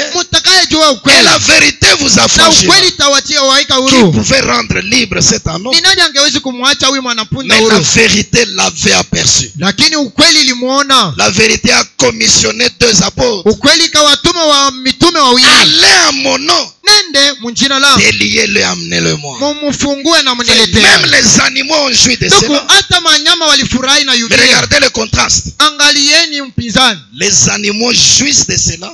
wanyama weko na furahi na hiyo. Mais à Nazareth où il avait été élevé, Lakini kuna Nazareti kwenye alikomalishwa, ils disent non, c'est le fils du charpentier. wako nasema hapana, wewe ni mwana wa mseremani. Sa mère, ses soeurs et ses frères ne sont pas au Mama milieu de wa nous. ndugu zake tuko naye pamoja hapa. À cause de leur incrédulité, Kwa ajili ya kutokuamini kwao ils ont laissé passer le jubilé. wakaacha yubile kupita. Mais ceux qui avaient entendu, Lakini wale ceux walisikia, qui avaient reçu wale walipokea et qui avaient cru en cela, na kuamini mwa hiyo avaient été rendus libres. waliwekewa uhuru, Ils avaient joui de leur liberté. wakafurahi na uhuru wao. Ce jubilé-là avait été bénéfique pour Ile eux. yubile ilikuwa ya faidili juu yao. Mais cela ne pouvait pas rester dans l'histoire. Hiyo haiwezi kubakia katika historia. Quand les âges des Juifs ont pris fin, Wakati wa mwisho wa vizazi vya Mayahudi, Dieu s'est tourné du côté des nations.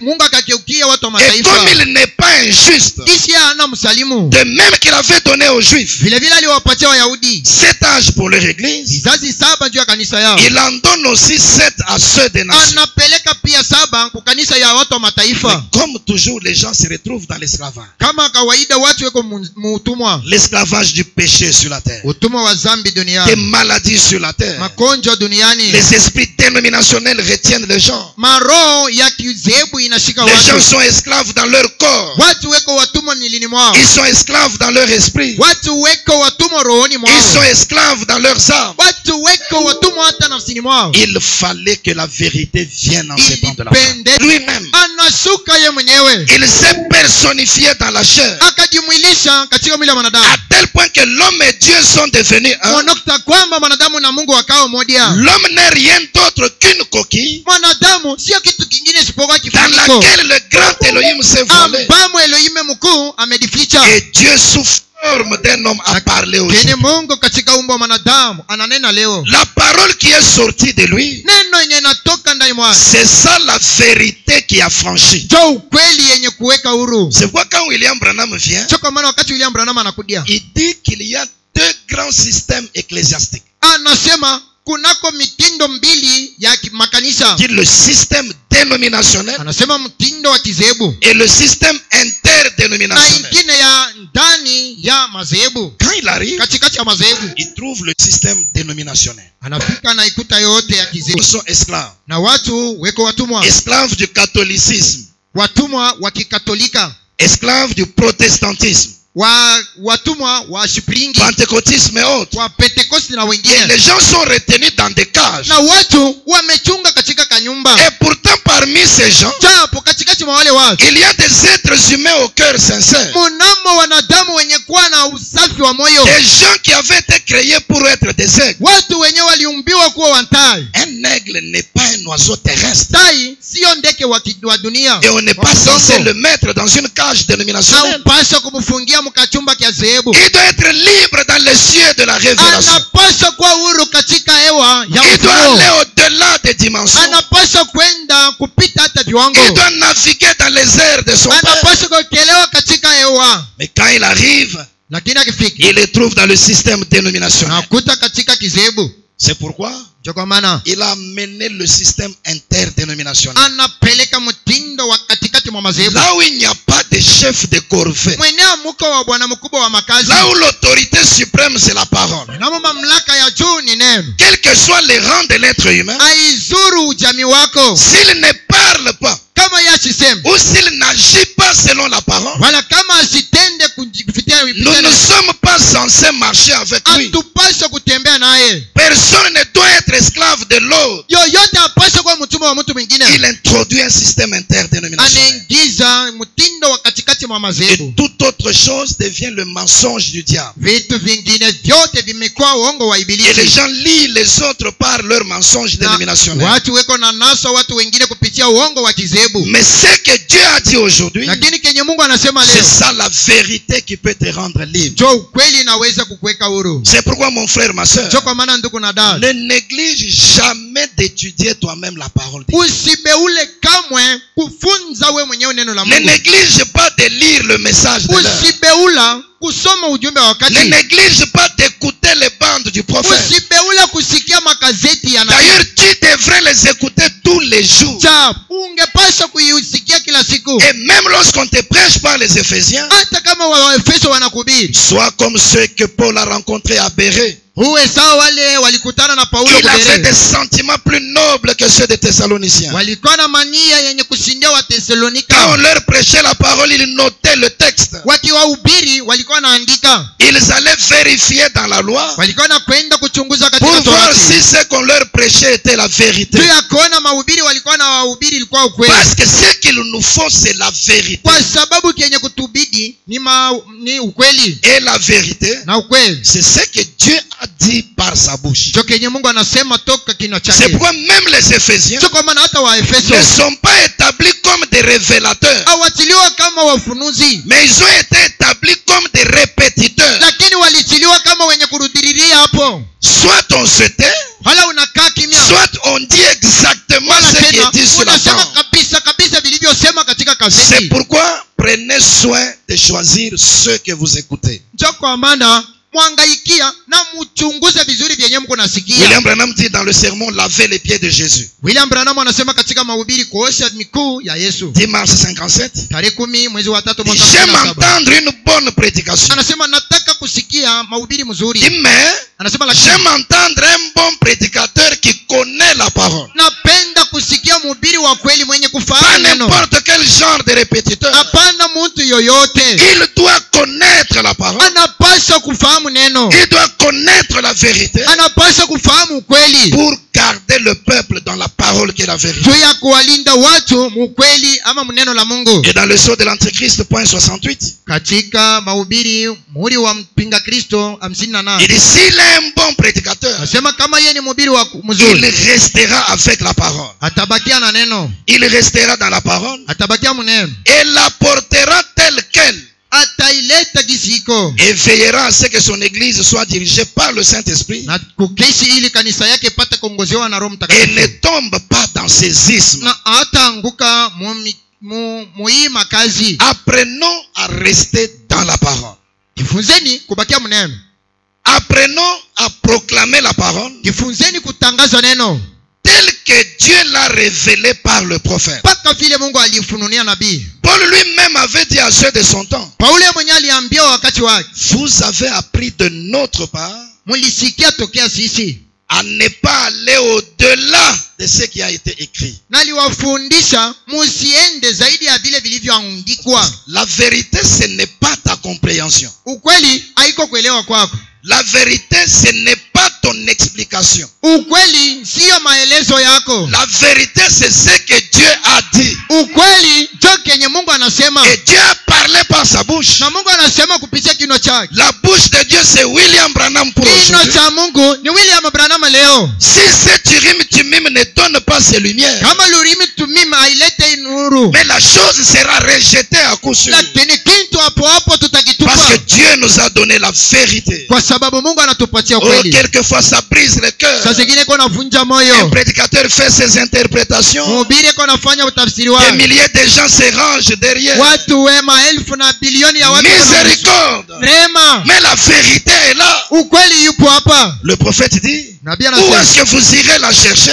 mtakwenda kuitafuta Allez wapi? la prendre sur les bancs. Mwende mkaibeba katika C'est gazeti. pourquoi nous ne devons pas nous éloigner de la parole. Ndio kwa maana hatupaswa kwenda mbali na neno. Parce que cela est la vérité qui Kwa nous affranchit. sababu ndio ukweli yenye kutuweka huru. J'étais lié par tel esprit. Na linaswa na roho fulani. J'écoute la vérité me disant que c'était mal. Nasikia ukweli mkuniambia kwamba ni mbaya. J'accepte la vérité Naitika et ukweli je retrouve ma liberté. na nakuwa huru. La vérité, c'est la parole qui a été proclamée. Ukweli ni neno yenyewe Mais balitangaza. elle prend aussi la forme d'un être humain. Iko na beba pia umbo wa mwanadamu. Jésus lui-même a dit, je suis la vérité. Yesu mwenyewe alisema mimi ni ukweli. Écoutez, Fuateni. dans le sermon, les portes dans la porte. Katika mahubiri malango mumlango. 6 février 65. Tarehe 6 mwezi wa pili mwaka 65. 32 et 33, il dit ceci. 32 hadi 33 anasema hivi. Mais voyez, Lakini mnaona c'était 3 points. ilikuwa nukta tatu. Pour moi, c'est la vérité absolue. Juu yangu ndio ukweli kamilifu. Ce que nous cherchons,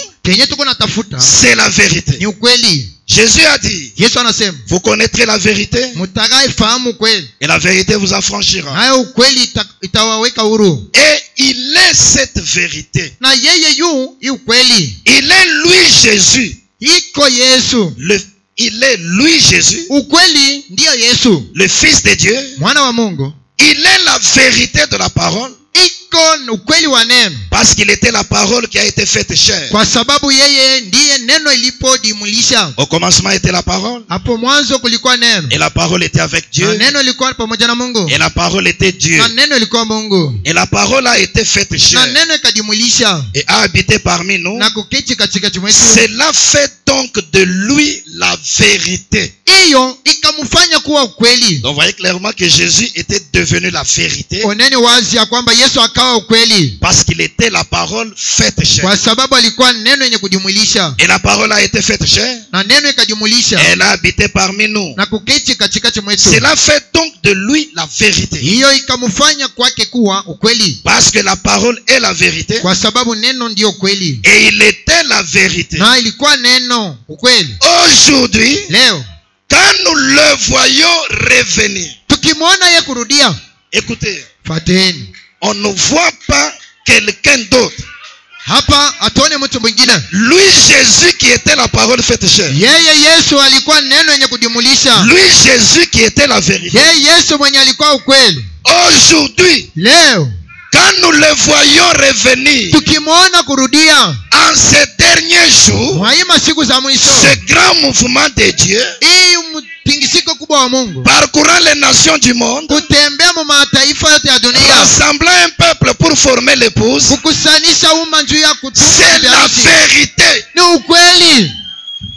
La vérité aujourd'hui, Ukweli leo c'est le même Jésus ni yule Yesu moja que moja nous avons vu revenir mwenye tunamwona narudia en ces derniers jours. mwaima siku za mwisho. C'est que ne voyez pas un homme, Maana usione mwanadamu, le même Jésus Yesu yule yule qui est revenu en ces mwenye derniers jours. anarudia leo mu masiku za mwisho, Il est la vérité. yu ukweli. Mais ce même Jésus-là, Yule Yesu yule yule transporté par quelqu'un, mwenye kubebwa na mtu fulani, voilé dans la chair humaine, mwenye kujificha mumili wa le mwanadamu, même Jésus en William Branham, Yesu yule yule ndani mwa William la Branham, parole faite chair, neno yenye est kujimwilisha, la vérité qui a sio franchi. ukweli yenye kuweka huru. Et cela fait de cet homme-là la vérité. Lakini hii inamfanya huyu mtu kuwa ukweli. Quand on regarde, Wakati on unatazama doit voir la vérité unapaswa kuona qui ukweli est le même Jésus qui est revenu. yenye kwa Yesu yule yule anarudia. Dans le sermon, un homme appelé de Dieu. Katika mahubiri, mtu anayejua na Mungu, 5 octobre 58. tarehe 5 mwezi wa 10 mwaka 58 207, il dit ceci. 207 anasema hivi. Maintenant, vous qui êtes dans l'auditoire, Sasa nini wenye kuwa mchumba, regardez donc par ici. angalieni kupitia hapa Et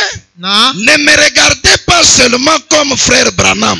musinitazame tu kama ndugu Branamu, Et ne me regardez pas seulement comme frère na Branham. musinitazama kama ndugu Branamu. Dites simplement, Semeni tu, Seigneur Jésus, Bwana Yesu, tu es un souverain sacrificateur. wewe uko mkoani Et mkubwa tu es dans ce bâtiment. na uko mwa hii chumba. Seigneur Jésus, Bwana tu Yesu es un souverain sacrificateur. yuko Bwana mkoani mkubwa. Oh, en prenant les âges selon les années, Chukueni nyakati kufuatana na on miaka. est arrivé au 7e âge. Tunafika mkizazi cha 7 Du côté des Juifs, kwa Wayahudi, un prophète loin de l'esprit d'Élie avait paru. nabii anayepakaliwa na roho wa Elia Et alionekana, vers la fin de l'âge, il a introduit Jésus la na vérité. kumwisho wa kizazi akaingiza Yesu Qui kweli. était le souverain sacrificateur. Alikuwa mkoani mkubwa. C'est la même chose ici chez les Sio nations. jambo moja moja hapa kwa watu wa Selon mataifa. les années, on est au 7e âge. Kufuatana na miaka tuko kizazi cha William 7. Branham paraît sur la William terre. Branham anaonekana duniani. Selon Malachie 4, Kufuatana na Malaki il 4, est un prophète loin de l'esprit de Dieu. yeye yupo nabii mwenye Et kupakana na roho wa c'est Mungu wa Elia. un autre Jean-Baptiste sur la Na terre. yeye ndiye Yohana Mbatizaji mwingine Mais duniani. vers la fin de l'âge, Lakini karibu na mwisho wa quand on kizazi, passe du pentecôtisme à l'âge de l'épouse,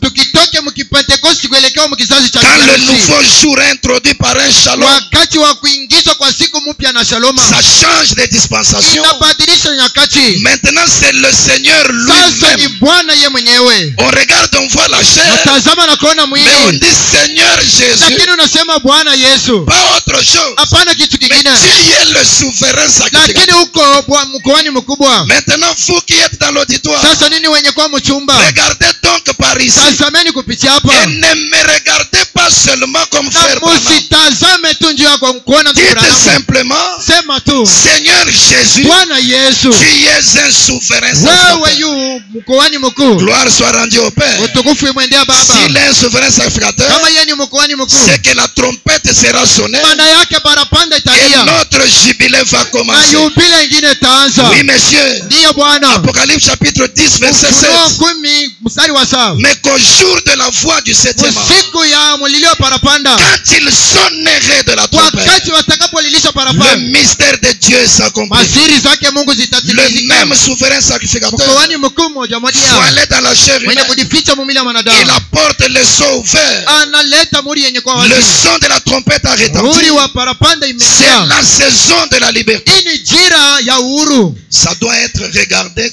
pas comme frère Branham seulement. Unapaswa kutazama sio kama ndugu On doit Branham. dire Seigneur Jésus. Unapaswa kusema Bwana Parce que Yesu, c'est le même qui revient. kwa sababu ni yule mwenye kurudia. Dans le sermon, et leurs yeux s'ouvrirent et il les reconnut. Katika mahubiri macho zao zikafunguka nao wakamtambua. Déjà, les titres de William Branham disent tout.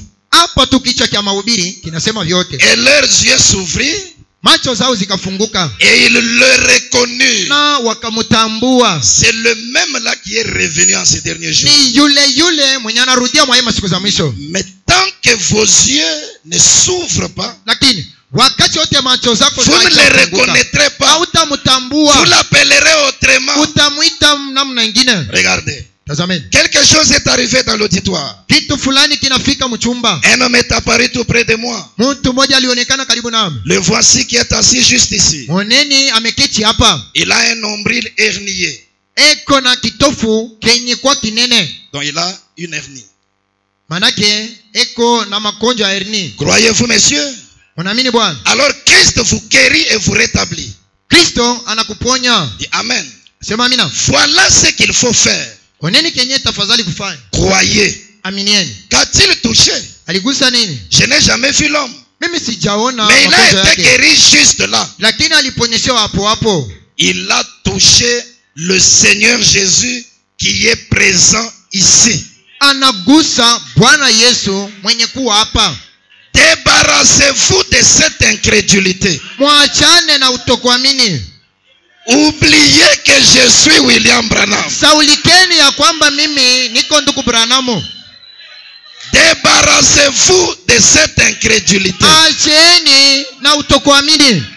Oubliez que je suis William Branham. Saulikeni ya kwamba mimi niko William Branham. Regardez à Jésus-Christ. Angalieni Yesu Kristo. C'est lui qui est ici. Ndiye mwenye kuwa hapa. Je somme votre foi. Mimi niko nalilisha imani Au yenu. nom de Christ, Mjina la Kristo. de m'oublier Munisahau et de croire na kuamini que c'est le Seigneur Jésus qui est ici. ya kwamba ni Bwana Yesu Kristo mwenye kuwa Et hapa. voyez ce qui arrivera. Na oneni kenye kufika. Peu importe où vous êtes dans la salle, Aizuru fasi huko mchumba. quelque chose ne t'arrive pas Kitu fulani akikufikia. parce que tu n'as pas encore oublié que c'est William Ni kwa Branham. sababu haujasaulika kwamba ni William Branham. Débarrassez-vous de cette incrédulité. Achana na utokuamini. Oubliez que je suis William Branham. Saulika ya kwamba mimi ni William Branham. Regardez à Jésus-Christ. Tazameni Yesu Kristo. C'est lui qui est ici. Ndiye mwenye kuwa hapa. Quand tu regardes, Ukitazama tu dois oublier l'homme. unapaswa kusaulika Tu dois mwanadamu. voir le Seigneur Jésus Unapaswa kumwona Bwana qui Yesu est revenu en ces mwenye derniers jours. kurudia mwa hii masiku za mwisho.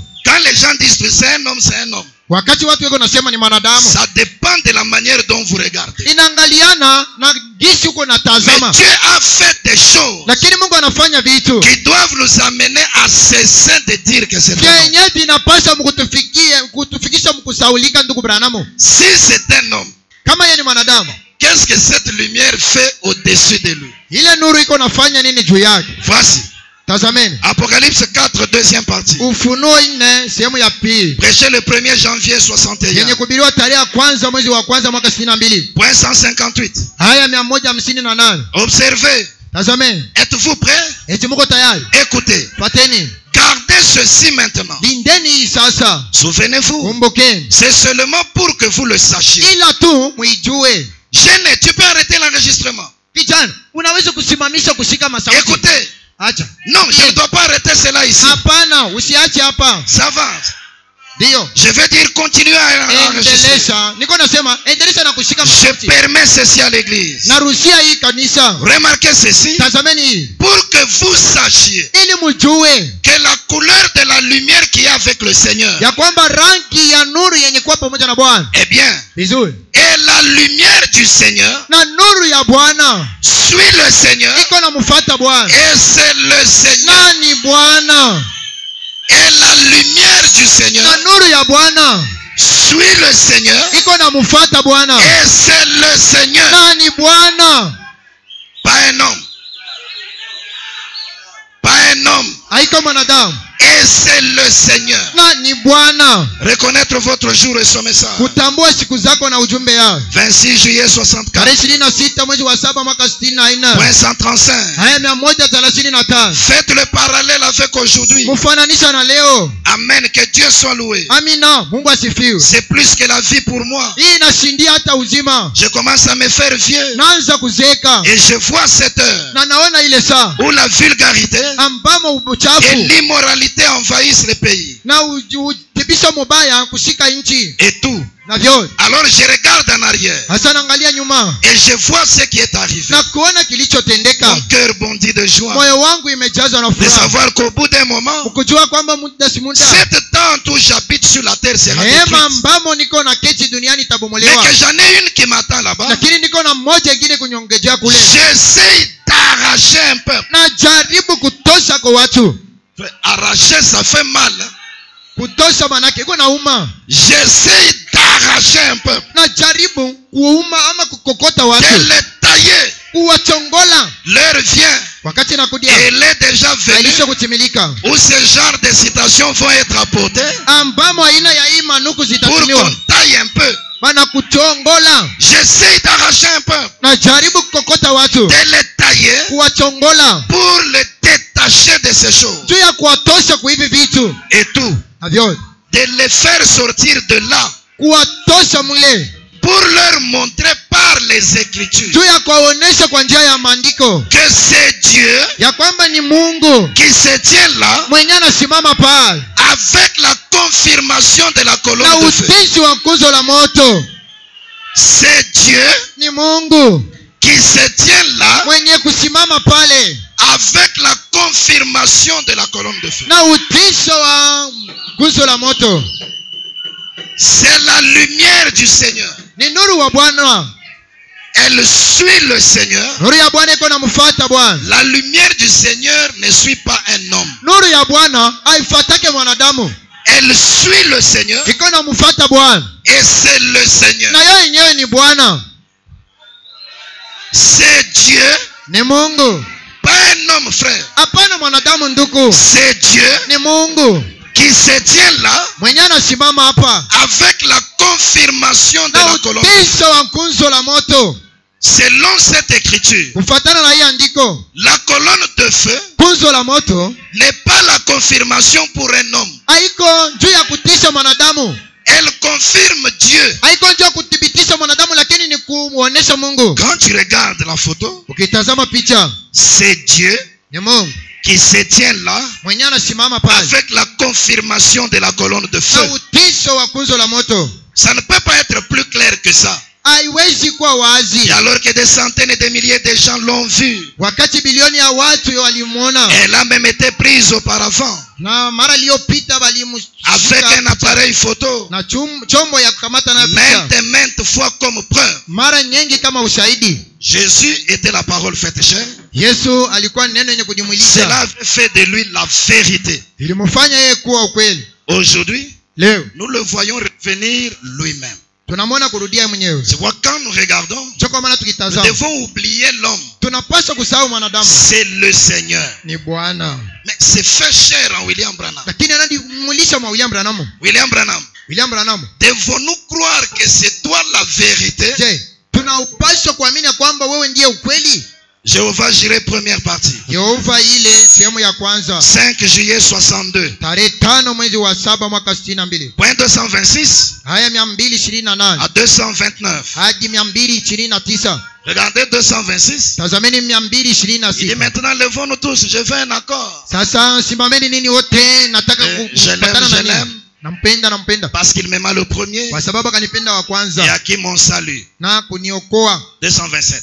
227. Ne vous sentez-vous pas vraiment purifié? Eti amundisikia wenye Ne kutakaswa? vous sentez-vous pas vraiment purifié? Je, amundisikia wenye kutakaswa? La parole Neno ne vous nettoie-t-elle pas? eti neno aiwaoshe Et ne vous fait-elle pas vous sentir mieux? na aimifanya kujisikia starehe? Pas vrai? Haiko vile? Est-ce que la parole vous fait sentir mieux ce matin? Eti hii asubuhi neno inakudisikisha starehe? 228. 228. Vous ne croyez pas que je suis un imposteur? Eti amwamini kwamba mimi ni mdanganyifu? Non, vous ne croyez pas que je suis un imposteur. Amwamini kwamba mimi ni mdanganyifu? N'est-ce pas? Haiko vile? Croyez-vous que je suis la vérité? Je, munaamini kwamba mimi ni ukweli? Ici, il ne répond pas. Hapa yeye asijibu. Chacun doit répondre dans son cœur. Kila mtu anapaswa kujibia moyoni mwake. Mais quand même, nous ne croyons pas que c'est un imposteur. Paka sisi tunaamini kwamba yeye hana mdanganyifu. N'est-ce pas?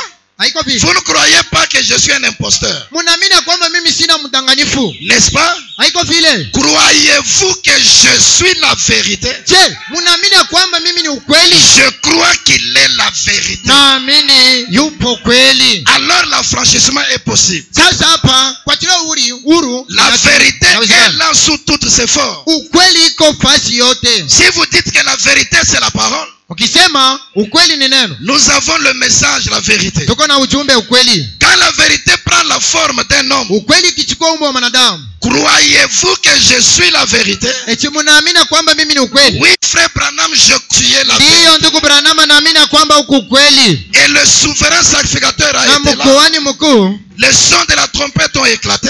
mulilio barapanda C'est lilisikika. la saison d'une grande liberté. Ni jira ya uhuru kubwa. Nous avons connu la parole Tunajua, tunafahamu neno comme étant la parole sortie de la bouche de Dieu. kama neno iliyotoka kinywani mwa Nous Mungu. avons connu la parole Tunafahamu neno comme étant l'homme William Branham. kama vile mwanadamu William Branham. Il est la vérité pour Yeye ça. ni ukweli kwa hii kizazi. Et vous connaîtrez la vérité. Utakayefahamu ukweli Et la vérité vous na affranchira. ukweli itaweka huru. C'est pourquoi quand vous regardez la position que Dieu lui a donnée, Cho kwa maana mkitazama msimamio c'est wenyewe toujours la alimpatia, position de l'affranchissement. ni msimamo mpaka wa kuweka huru, Parce que dans les mathématiques de Dieu, kwa sababu katika hesabu ya Mungu l'affranchissement ou la délivrance kuwekewa uhuru wala ufungulivu se trouve dans le chiffre 4. iko muidadi ya 4. Regardez, Tazameni, il vient selon Malachie 4. iko nakuja kufatana na Malaki 4, C'est l'homme de délivrance. ni kufatana na fungulivu. Quand vous allez au trône, Ukienda kiti kia enzi, il est le 4e être vivant. yu kiumbe kia 4, Parce que c'est un aigle qui vole. kwa sababu yeye ni taa ya rugai, C'est lui qui apporte la délivrance. ndiye mwenye kuleta fungulivu. Quand vous allez dans la restitution de l'arbre épouse, Ukienda kurudisha kwa mchi bibi harusi, c'est lui qui amène la 4e lumière. ndiye mwenye kuleta nuru ya 4. Voilà la vérité. Oneni ukweli, Voilà l'homme de délivrance. oneni mtu mwenye kuleta fungulivu, Voilà la vérité qui a franchi. oneni ukweli yenye kuweka huru. C'est au-delà des textes. Inashindia miandiko, Mais c'est un homme qui est la vérité. lakini ni mwanadamu aliye ukweli, Et c'est cette vérité-là qui a franchi. na ni ukweli iko naweka huru. C'est pourquoi quand on arrive dans cet âge, Cho kwa maana tukifika mwi kizazi, peu importe le degré du péché, aizuru kimo kia zambi, peu importe la nature de l'esclavage, aizuru tabia ya utumwa, l'homme a le devoir de marquer seulement les 5 pas. mwanadamu anapaswa kutua tu matua 5. D'abord, reconnaître Kwanza kutambua ou prendre conscience au kuwa kuchukua dhamiri qu'on est esclave. ya kwamba uko mtumwa. Tu peux te cacher devant les autres. Unaweza kujificha mbele ya watu, Toi-même, tu connais ce qui te retient esclave. we mwenyewe unajua uko mtumwa wa nini. Peut-être c'est le mensonge dont tu ne sais pas te défaire. Saa zingine ni uongo au jua hata kuyacha. Peut-être c'est l'égoïsme ou le vol. Saa zingine ni wizi wala kujipendelea. Peut-être c'est une maladie qui a duré. Saa zingine ni ugonjwa inakawia. Peut-être c'est un problème qui ne trouve pas de solution. Saa zingine ni jambo fulani haipate jibu. La première chose, c'est de se reconnaître d'abord esclave. Kitu cha kwanza ujifahamu kuwa mtumwa, D'identifier ce qui fait de toi esclave. kutambua kenye kukufanya kuwa mtumwa. Deuxième chose, haïr cet état d'esclave. Cha pili, kuchukia hali ya utumwa, Parce que tu n'as jamais été créé pour être esclave. kwa sababu haujaumbiwa kuwa mtumwa. Dieu t'a fait un être libre. unaumbiwa kuwa Tu dois huru. d'abord haïr cet état d'esclave-là. Unapaswa kuchukia hali ya utumwa. Comment les autres vainquent le péché, toi tu n'arrives pas à vaincre. Namna gani wengine uko nashinda dhambi, wewe uko aushinde dhambi? Non. Hapana. La Bible dit, Biblia inasema les mêmes souffrances que vous avez mateso yale yale mnayo sont imposées aux autres frères dans le monde entier. zilitiswa kwa manduku zengine duniani mote. Mais pourquoi elle ne tombe pas dans l'impudicité seulement à toi? Lakini juu ya nini wewe auanguke mzinifu mpaka wewe? Ça doit te révolter. Wewe ni kwako ndio Parce que la kutomboka. tentation vient à tout le monde. Kwa sababu jaribu ni kwa kila Mais mtu. comment les autres vainquent? Namna gani wengine uko Toi tu nashinda? es toujours esclave. Lakini wewe kupaka Ça mtumwa. devait te révolter Inapaswa kukutombosha pour devenir aussi plus fort comme eux. juu ya kuwa wa nguvu kama wewe. Comment les autres marchent en bonne santé? Je, watu wengine uko Toi natembea tu as maisha toujours njema. cette maladie-là et elle ne guérit pas. Wewe kupaka na ile magonjwa Non hautunziwi. monsieur.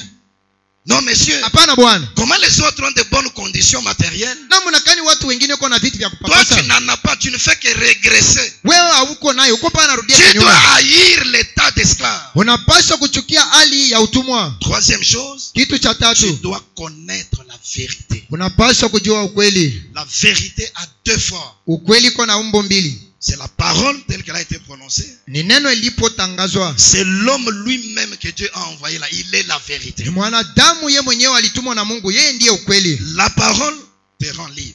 Neno inakutia huru. La vérité sous forme de la parole proclame ta liberté. Ukweli katika umbo wa neno inatangaza ukweli. L'homme là, qui est la vérité, Yule mtu mwenye kwa ukweli, lui aussi a quelque chose à faire là-dedans. naye pia eko na kazi ya kutumika mule Il ndani. proclame ta liberté. Eko na tangaza uhuru wako. Quatrièmement, Kitu cha tu ina, dois accepter cette liberté qui est proclamée en ta faveur. unapaswa kukubali ama kuitika hiyo uhuru yenye kutangazwa kwa ajili Et yako. enfin, tu dois vivre en conséquence. Mwishayo unapaswa kuishi mapato. La parole en tant que vérité Neno kama vile ukweli nous dit tout au sujet de Dieu, au sujet de Satan et au sujet de nous-mêmes. inatuambia vyote kumuhusu Mungu, kumuhusu shetani, hata kutuhusu sisi La wenyewe. parole en tant que vérité, Neno kama ukweli elle nous révèle toutes les tactiques du diable. iko natufununia mitindo zote za Elle nous shetani. révèle ce que Dieu a fait pour notre bien-être. Iko natufununia kwa vyote Mungu alitufanyia. Elle nous révèle ce que nous sommes aux yeux de Dieu. Iko natufununia maana yetu mbele yake Elle nous Mungu. révèle ce que nous sommes censés être. Iko natufununia vyenye tunapaswa kuwa Elle nous montre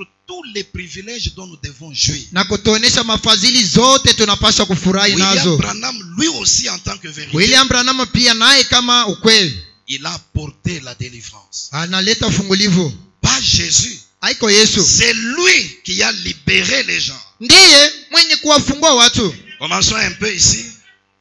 Se tenir à la brèche. Kusimama kupengo 23 juin 63, tarehe 23 mwezi wa 6 mwaka 63 point 54. aya 54. Eh bien, à mes frères du monde entier, Vizuri kwa mandugu zangu wa dunia mzima. êtes-vous aussi ses frères? Eti nao pia mko ndugu yake. Eh bien, à mes frères du monde entier, Vizuri kwa mandugu zote duniani. je voudrais faire cette confession. Nataka kukiri. Je dirais en toute humilité Tasema tu mnyenyekevu que c'est exactement ce que je faisais ou m'apprêtais à faire. ya kwamba ni kabisa kenye nalikuwa nafanya na J'ai kujitayarisha prêché kufanya. pendant des années. Na ubiri miaka nyingi. Et je suis devenu un homme âgé, un vieux prédicateur, Hapa nakuwa mzee mhubiri, un vétéran. mtu wa kale. J'ai livré de nombreuses et rudes batailles. Na kombana vita kubwa.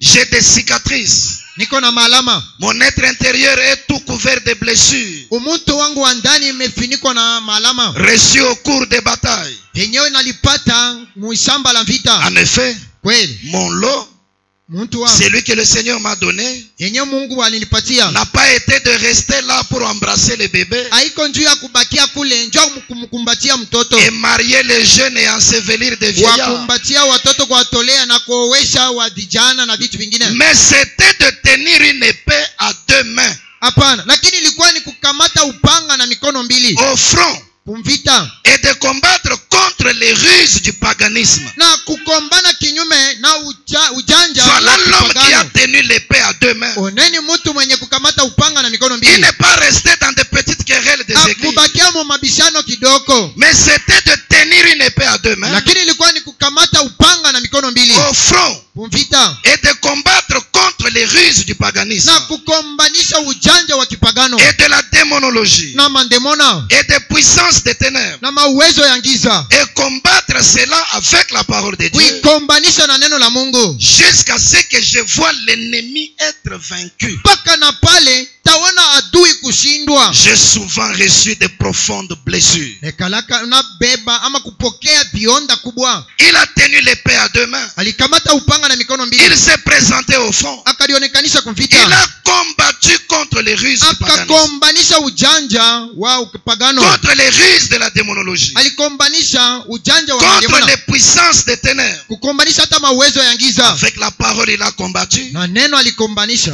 Jusqu'à ce que je vois l'ennemi être vaincu. Anasema nitakombana paka na pale nitaona adui kushindwa. C'est que s'il lui est arrivé de déposer les armes, manake vile limufikia kuacha masila, c'est qu'il a vu chaque ennemi être vaincu. manake aliona tu shetani ibilisi wote ama adui wote kushindwa. Mais si chaque ennemi a été vaincu, lakini kama adui wote alishindwa, de quel droit ce démon-là peut-il te garder esclave? Sasa yule demoni iko na kuchunga mtumwa iko na haki gani? Dans le sermon, les œuvres sont la foi exprimée. Katika mahubiri matendo ni imani yenye kuelezwa. 26 novembre 65. Tarehe 26 mwezi wa 11 mwaka 65. Point 24 à 36. Aya 24 hadi 36. J'ai eu un songe l'autre matin. Asubuhi moja naliweza kulota. Je ne rêve pas très souvent. Mimi sikalake na lota kila mara. Ce n'est pas courant que j'aie des rêves. Mimi sikalake na lota kabisa. Mais j'ai rêvé que je voyais un homme. Lakini nalilota niko namona mtu. Un jeune homme qui était enchaîné. Kijana fulani mwenye alinaswa. Qui essayait de se dégager. Alikuwa anajaribu kujifungua. J'ai dit. Kasema. Quelqu'un m'a dit, il a dit. Fulani akanyambia. Ce sont des gens terribles. Ni watu hodari. N'ayez rien à faire avec eux. Usiangalia hata kuangalia. Et j'ai vu cet homme se dégager de ses chaînes. Nikaona yule mtu kukata yale minyororo. Alors je l'ai simplement laissé tranquille. Hapo nikamwache tu kimya. Je me suis dit, kasema, je verrai bien ce qu'il va faire. Taona kenye atafanya. Donc une fois qu'il s'est dégagé, mais mara tu akajifungua hivyo. Eh bien c'était un brave homme. Alikuwa mtu wa hodari. Et j'en ai vu d'autres qui essayaient de se dégager. Naliona wengine walikuwa wanajaribu kujifungula. Or ce n'est qu'un songe. Hapo ilikuwa tu ni ndoto. Alors j'ai marché dans cette direction. Sasa nikatembea kama hivi. J'ai vu un frère. Kama ndugu mmoja. Roy Borders. Un de mes très bons amis. Mmoja wa marafiki zangu wapendwa. Il habite en Californie. Iko na keti ku California. On aurait dit que quelque chose n'allait pas. Alikuwa anasema kitu kingine akikuwa na kufunga. Ses yeux étaient à demi fermés. Macho zangu zilikuwa karibu na kufunga. Il y avait un énorme, peut-être un cancer ou quelque chose au-dessus de ses yeux. Alikuwa juu ya macho yake kama kansa kama kivimbo. Et quelqu'un essayait de m'écarter de lui. Fulani alikuwa anajaribu kunitosha. J'ai crié, frère Borders. Nikalia, ndugu Borders. Au nom du Seigneur Jésus, secours-toi. Mjina la Yesu Kristo, ulitingise. Il pouvait à peine parler. Kiweza hapo kusema. Il disait, alikuwa anasema, frère Branham. Ndugu Branham. Ça demandera quelque chose de plus que ceci. Hapa italomba kitu kikubwa kuliko hiki. Je n'arrive tout simplement pas à saisir ça. Mimi sifikia mkuishika ndugu Branham. Je n'arrive tout simplement pas à le saisir. Mimi sifikia mkuishika. J'ai dit. Kasema. Oh frère Borders. Mai ndugu Borders. Je l'aime. Nampenda. Et quelqu'un m'a écarté. Fulani akanitosha hapo. J'ai regardé. Katazama. Et c'était une dame qui se tenait là. Ilikuwa ni mama fulani alikuwa anasimama pale. Quand j'étais petit garçon, j'ai transporté des commissions. Wakati nalikuwa kijana nilikuwa natumika kazi ya kutoa mizigo. Depuis l'épicerie jusque chez les gens. Kutoa mizigo tokea duka kuelekea kwa watu. Elle s'appelait Madame Phantom. Alikuwa anaitwa Madame Phantom. Elle habite toujours à Jeffersonville. Eko ku Jeffersonville. C'est une amie intime de ma femme et moi. Ule ni rafiki yake mzuri wa bibi yangu. Et elle a dit, kasema, frère Branham, ndugu Branham, délivrez-nous de ceci. Utokoa toka hii. Elle a dit, kasema, c'est une maison de l'enfer. Hii ni nyumba ya jehanamu. Et elle a dit, kasema, vous avez mal compris. Munaelewa vibaya. Vous avez été mal compris. Ulielewa vibaya. Et elle a dit, kasema, vous avez aussi mal compris ces gens. Na mweye mulisikia vibaya wale watu. Elle a dit, ce sont des braves gens. Kasema ni watu wa hodari. Et j'ai regardé par là. Katazama kupitia. Et il y avait comme un immense cachot. Ilikuwa kama gereza kubwa. Ou des grands murs. Hawakuta kubwa. Une immense caverne souterraine. chumba kidogo ya mdongo. Il y avait des gros barreaux de fer de 8 à 10 pouces. Kulikuwa vyuma vya ukubwa wa 8. Les gens avaient perdu la raison. Watu walipotesha hata sababu. Leurs bras et leurs jambes étaient tordus. Walivunjika hata mikono na miguu. Ils se tapaient la tête comme ça. Walikuwa nalipika kama kulikonga vyuma. Elle pleurait en disant, walikuwa nalia mkusema, délivrez les gens, frère Branham. okoa watu ndugu Branham. Elle disait, alikuwa anasema, aidez-nous. utusaidie. Nous sommes dans le pétrin. Tuko mu mateso. Elle-même, je la connais. Yeye mwenyewe namfahamu. Elle fait partie, je crois, c'est l'église du Christ. Ni mmoja wa watu wa kanisa ya Kristo wa Ou Yesu l'église Kristo. chrétienne appelée l'église des frères. Kanisa ya Wakristo yenye kuitwa wa manduku. J'ai promené les regards. Nikageuza uso. Et j'ai dit, kasema, j'aimerais bien pouvoir le faire. tapenda kuifanya. Et j'ai continué à promener les regards. Lakini nikaendelea na kupika pika macho. Mon tout petit corps et ses énormes barreaux de fer. Mwili wangu ndoko nyendea vyuma kubwa hivi. Et ces pauvres gens là dedans. Na wale watu wanyonge mle ndani. On ne pouvait pas aller vers eux. Mimi hakuwezi kuwaendea. Ces barreaux de fer étaient rapprochés les uns des autres. Hivi vyuma vilikuwa na lamatana. J'ai regardé. Katazama. Et ils se tapaient la tête comme s'ils avaient perdu la raison. Walikuwa na likonga vichwa kuvyuma sawa enda mazimu. Et j'ai vu des lumières qui vacillaient dans cet endroit. Nikaona nuru ilikuwa nazunguka hapo. J'ai levé les yeux. Nikainua macho Et zangu. là se tenait le Seigneur Jésus. Ale nikamwona Bwana Yesu Kristo. Avec les lumières de l'arc-en-ciel autour de lui. Na mwanga wa upinde wa mvua kando kando pake. Il me regardait droit en face. Alikuwa ananitazama mu macho. Il a dit. Akasema. Qu'est-ce que le Seigneur Jésus lui a dit? Nini Bwana Yesu anasema? Il a dit. Akasema. Délivre ces gens. Uwafungue. Et il est parti. Na akaenda.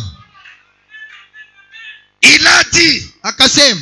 Délivre ces gens. Fungua hao watu. Et il est parti. Na akaenda zake. Et je me suis dit. Akasema. Eh bien, comment puis-je les délivrer? Vizuri.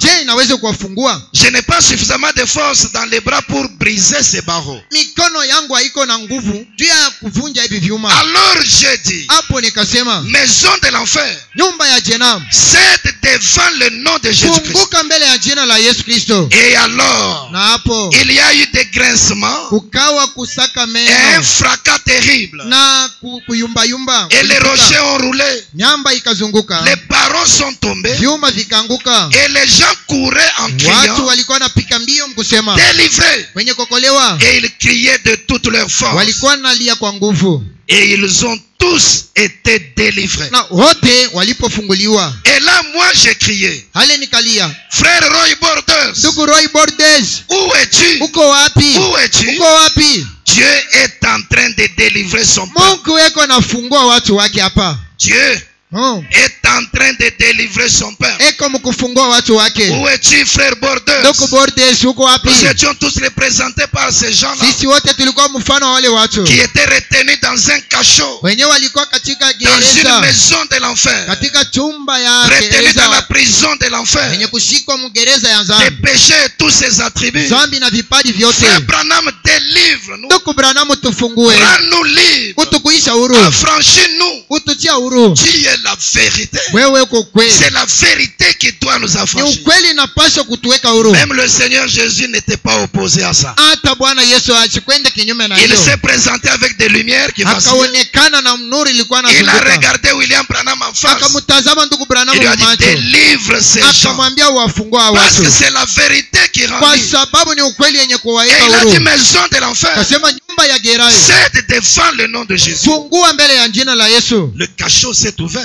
Na gereza Les ikafunguka. barreaux sont tombés. Vyuma vikaanguka. Tous ont été délivrés. Wote walipofunguliwa. Ils criaient délivrés. Walikuwa nalia waliofunguliwa. Mais comme il y avait un frère qu'il n'arrivait pas à voir. Kisi kulikuwa ndugu mwenye. Frère Roy Borders. Akasema ndugu Roy Borders. Et je peux mettre le nom de chacun de nous ce matin. Naweza kutia jina ya kila mmoja wetu ya La asubuhi. liberté a été proclamée. Uhuru ilitangazwa. Toutes les puissances de la démonologie ont été vaincues. Uwezo yote ya mademoni ilishindwa. Même cet immense cachot de l'enfer. Hata hii gereza kubwa ya jehanamu. cela est tombé ile naanguka, et tous ont été délivrés. na wote walipofunguliwa Ils criaient délivrés, walikuwa délivrés. nalia wenye kufunguliwa. Maintenant, toi, où es-tu? Sasa wewe uko Parce que wapi? Dieu est en train de délivrer. Kwa sababu Mungu iko nafungua watu wake. C'est un jubilé qui est en Ni cours. yubile yenye inaanza. En cet âge de l'épouse, Kwa hii kizazi cha bibi c'est la harusi liberté qui est proclamée. ni uhuru inatangazwa. Aucune chose de l'enfer ne doit te garder esclave. Hakuna hata kitu kimoja cha mjena kinapaswa Tous kukuchukua ont utumwa. été délivrés. Wote walipofunguliwa. Maintenant, toi, tu es où? Sasa wewe uko wapi? Parce que tu restes encore dans l'esclavage. Kwa sababu unabakia tena Tu mtumwa. te comportes comme un esclave. Uko unajiongoza kama mtumwa. Et pourtant, Dieu est en train de délivrer son peuple. Japo Mungu iko nafungua watu wake. J'aime quand le poète a dit, Napenda wakati le mumbaji grand alisema jour s'est levé. siku kuu Dieu ilisimama. nous a visités. Mungu anatutembelea.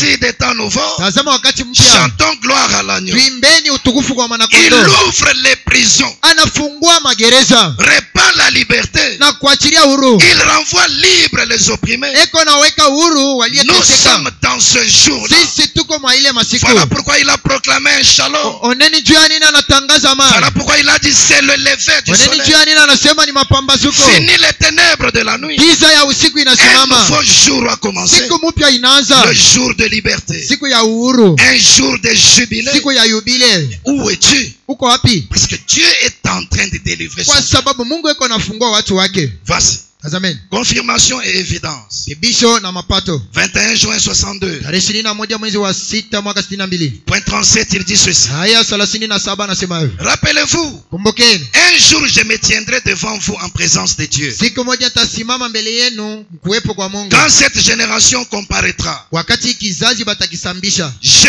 vous donne ce soir Na wapatia idioni. d'être affranchis de vos péchés par Jésus-Christ. Mupate kutiliwa uhuru kupitia Yesu Kristo. Ce n'est pas quelque chose qui viendra. Haiko kitu kitakapokudia. Un homme derrière le pupitre. Mtu tu fulani nyuma ya Il mimbara. dit, je vous donne ce soir Anasema idioni na wapa. d'être affranchis de vos péchés Uhuru toka kwa mazambi par zenu. Jésus-Christ. Haiko Yesu Kristo. C'est que ton affranchissement a été proclamé. Manake uhuru wako banatangaza. Comment tu vis encore comme un esclave? Lakini je uko naishi kama mtumwa? Je vous donne ce soir Na wapa idioni. d'être affranchis de vos péchés Uhuru toka mazambi par zenu. Jésus-Christ. Kupitia Yesu Kristo. Je vous offre Na wapa la paix qui surpasse tout entendement. amani yenye kusindia usikilizivu wewe. Comment peux-tu marcher avec les inquiétudes? Namna gani utatembea na wasiwasi? Comment peux-tu mourir des soucis? Namna gani utakufa kwa suluhu? Je vous offre la paix Na wapa amani qui dépasse tout entendement. yenye kushindia kuelewa kwa watu. Je vous offre le baptême du Na Saint-Esprit. wapa ubatizo wa Roho Si Mtakatifu. vous suivez les directives de la Bible de Dieu, Kama munaifuata uongozi wa maandiko matakatifu. ne voulez-vous pas venir recevoir cela? Eti hautaki kuja kuipokea? C'est un appel ce matin, mon Ni frère. wito ya asubuhi C'est ndugu. un appel ce matin, ma soeur. Ni wito ya asubuhi dada. Vous connaîtrez la vérité Takayefahamu ukweli. et la vérité vous Na affranchira. ukweli itakuweka huru. La vérité est venue aujourd'hui. Ukweli imekuja leo. La vérité a proclamé l'affranchissement. Ukweli inatangaza uhuru. Maintenant, tu ne dois plus accepter l'esclavage. Sasa upaswa tena kukubali utumwa. Quand la mère opossum a compris ces choses, Wakati mama Sariko alielewa vitu, elle ne pouvait plus accepter cet esclavage. hakuweza tena kuchika kuishi Elle est venue, utumwa. elle est repartie libre. Akawa na kwenda katika Quand uhuru. la sœur Florence a compris ces Wakati choses, dada Florence alielewa hivi vitu, quel que soit le degré de son esclavage, haizuru kimo cha utumwa wake, elle a rencontré la vérité. alikutana na ukweli, Elle a cru dans sa liberté akaamini muhuru wake, et elle est repartie affranchie. na akaenda mwenye kutiliwa Il uhuru. est allé en Afrique du Sud. Akaenda kwa Afrika ya Kusini, Ils ont connu la vérité. walijua ukweli, La vérité les a affranchis. wakweli ikawaacha huru. Cette pauvre femme, Huyu mke Atiroit, a connu la vérité. udada Tiroi akafahamu Elle a ukweli, cru pour le salut de ses fils. akaamini juu ya wokovu wa La wanawake, vérité les a affranchis. ukweli ikawaweka huru. Aujourd'hui, si tu continues à vivre comme un esclave, Leo ukiendelea kuishi kama mtumwa, c'est volontairement que tu veux demeurer ni esclave. kwa penzi lako unataka kudumu hivyo, Parce que la liberté a été proclamée par la vérité. kwa sababu uhuru ilipotangazwa kwa ukweli. William Branham raconte une histoire. William Branham anatangaza Il dit, il y avait un historia. petit corbeau qui s'appelait Johnny.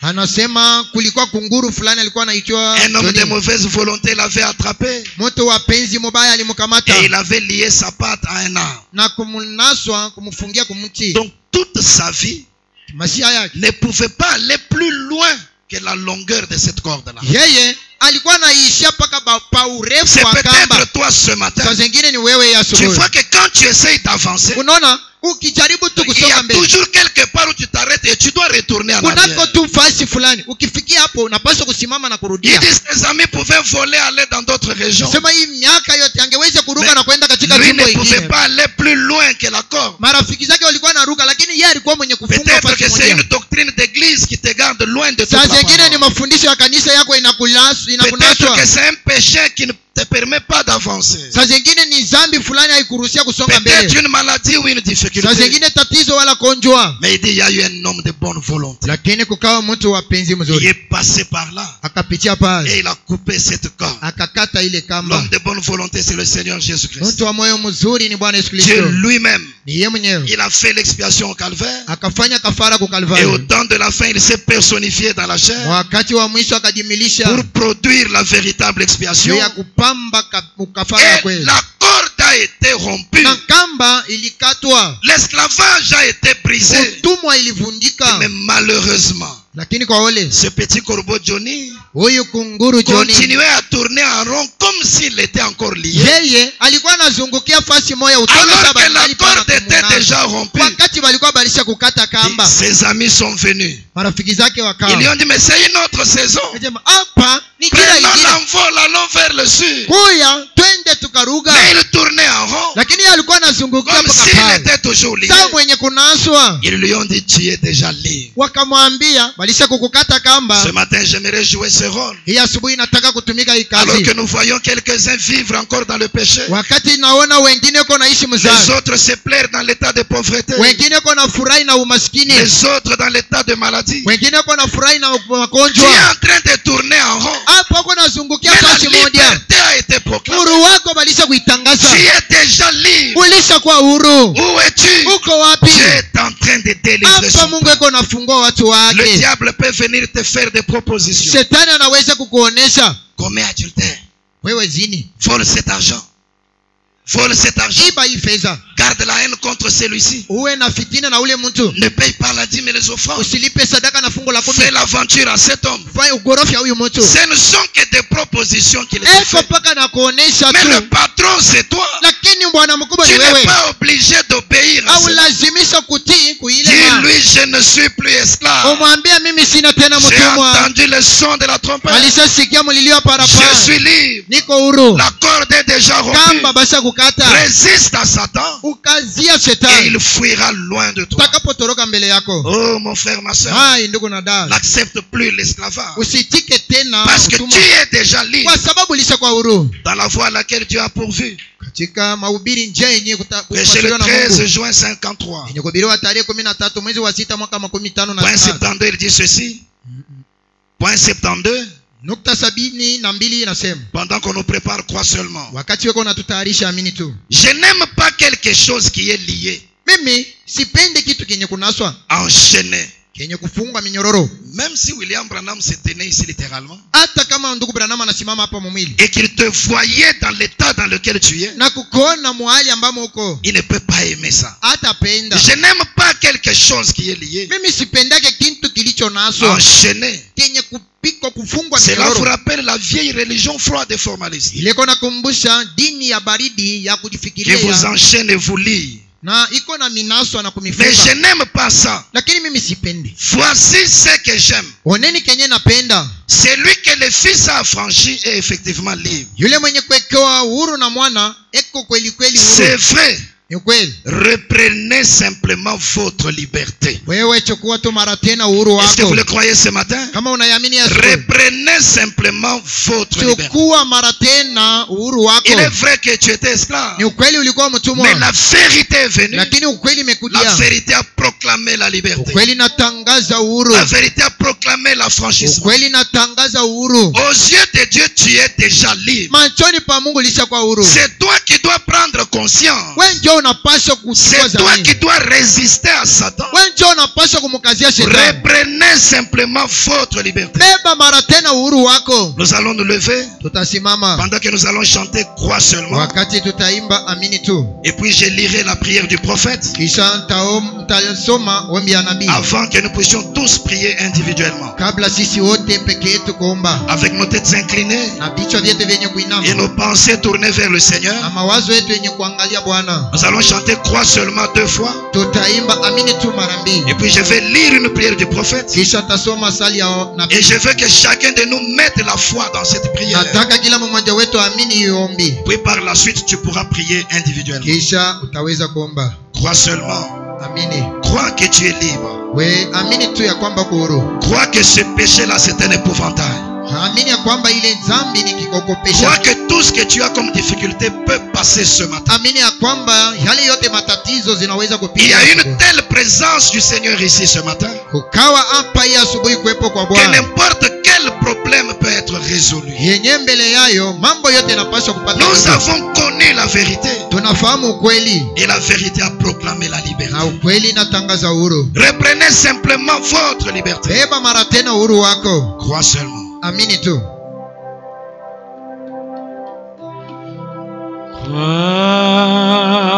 Crois seulement.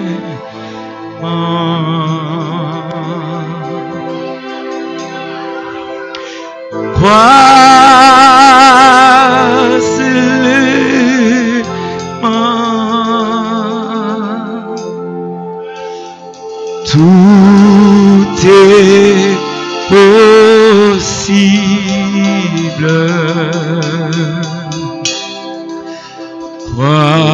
Crois seulement.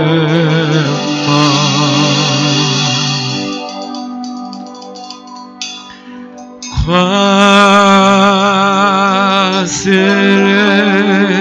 seulement. Crois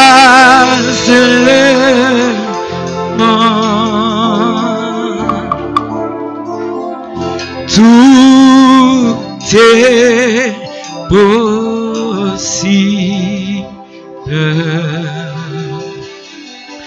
Crois seulement. Maintenant, chacun de nous va lever une main vers Dieu Sasa kila mmoja wetu atainua mkono mmoja pendant que je lis la prière du prophète. wakati nasoma ombi ya nabii. Dans le sermon, une trompette qui rend un son confus. Katika mahubiri parapanda yenye kusikiliza msikilio yasio kusikilika vizuri. 14 janvier 63. Tarehe 14 mwezi wa kwanza mwaka 63. Point 38 à 41. Aya 38 hadi 41. Je lis la prière du prophète. Nasoma ombi ya nabii. Et Père, Na Baba, nous en tant que ses serviteurs, mimi kama mtumishi wako avec son esprit en nous, na roho yako ndani mwangu, chaque chrétien ici présent ce soir, kila Mkristo hapa hii jioni, nous nous tenons devant les pécheurs. tunasimama mbele ya watenda dhambi. Oh Dieu, Mai Mungu, sois miséricordieux envers eux. jalia rehema. Nous crions pour les malades et les nécessiteux. Nalia juu ya wenye kuwa na mahitaji na wagonjwa, Pour ces précieuses mains, juu ya hii mikono ya damani. certains sont vieux, Wengine wanakuwa wazee, d'autres jeunes, wengine wa vijana, d'autres d'âge moyen. wengine weko katikati, Ils ont levé leurs mains. wanainua mikono zao. Tu sais tout à ce sujet, Seigneur. Unajua vyote kuhusu hawa watu. Nous te prions d'exaucer selon la richesse de ta gloire. Na kusi ujibia kupitia utadiri ya utukufu wako. Qu'il y en ait beaucoup ce soir, Seigneur, Kuwe wengi jioni hapa qui Bwana. partiront d'ici, Kuwe wengi watatoka hapa. qui sont entrés malades. Wenye waliingia wagonjwa Puissent-ils partir bien portants et guéris? wapate kutoka mu afya njema. Qu'il y ait juste quelque chose qui se passe, Kuwe tu kitu fulani qu'ils ne pourront simplement pas expliquer. Kenya watashindwa kueleza. Mais ils sauront qu'ils sont bien portants. Lakini watajua ya kwamba yuko afya njema. Que ceux qui s'étaient égarés s'en aillent justifier, Seigneur. Wenye walipotea wende wenye kuhesabiwa haki Bwana. Sachant qu'ils sont revenus Wakajua kwamba wamerudi. et qu'ils ont retrouvé Christ là où ils l'avaient laissé. Na wanamupata Kristo penye walimwacha. Puissent-ils partir faire des restitutions? Wapate kwenda kurudisha vitu ya wenyewe. Accorde, Seigneur, Uombe tufanyia Bwana. que ceux qui ne sont jamais venus wale hawajarudia trouvent cette précieuse liberté d'être affranchis, wapate hii uhuru ya damani ya kutiliwa uhuru, d'être libérés de la cage wapate kufunguliwa toka kachumba, et de n'être plus liés par les choses du monde na unaswe tena kwa vitu vya et dunia les soucis de cette vie, na masuri ya hii dunia, mais d'être libres en Christ. lakini wawe uhuru katika Kristo. Accorde-le, Père. Wafanyia hivyo Baba. Bénis-nous maintenant pour tous nos besoins. Utubariki sasa kwa mahitaji zote. Bénis ta parole et ton serviteur. Bariki neno lako na mtumishi wako. Et nous te rendrons gloire. Na tunakurudishia utukufu. Nous le demandons au nom de Jésus. Naomba mjina la Yesu. Amen. Amina. Acclamons pour le Seigneur. Shangilieni kwa Bwana. Croyez-vous que vous avez reçu la Croyez-vous que vous avez reçu la liberté? Croyez-vous dans votre affranchissement? Croyez-vous dans la guérison? Croyez-vous en tout ce que le Seigneur a fait? Que le Seigneur soit béni ce matin. Nous pouvons maintenant chacun prier pour lui-même. Prions tous ensemble.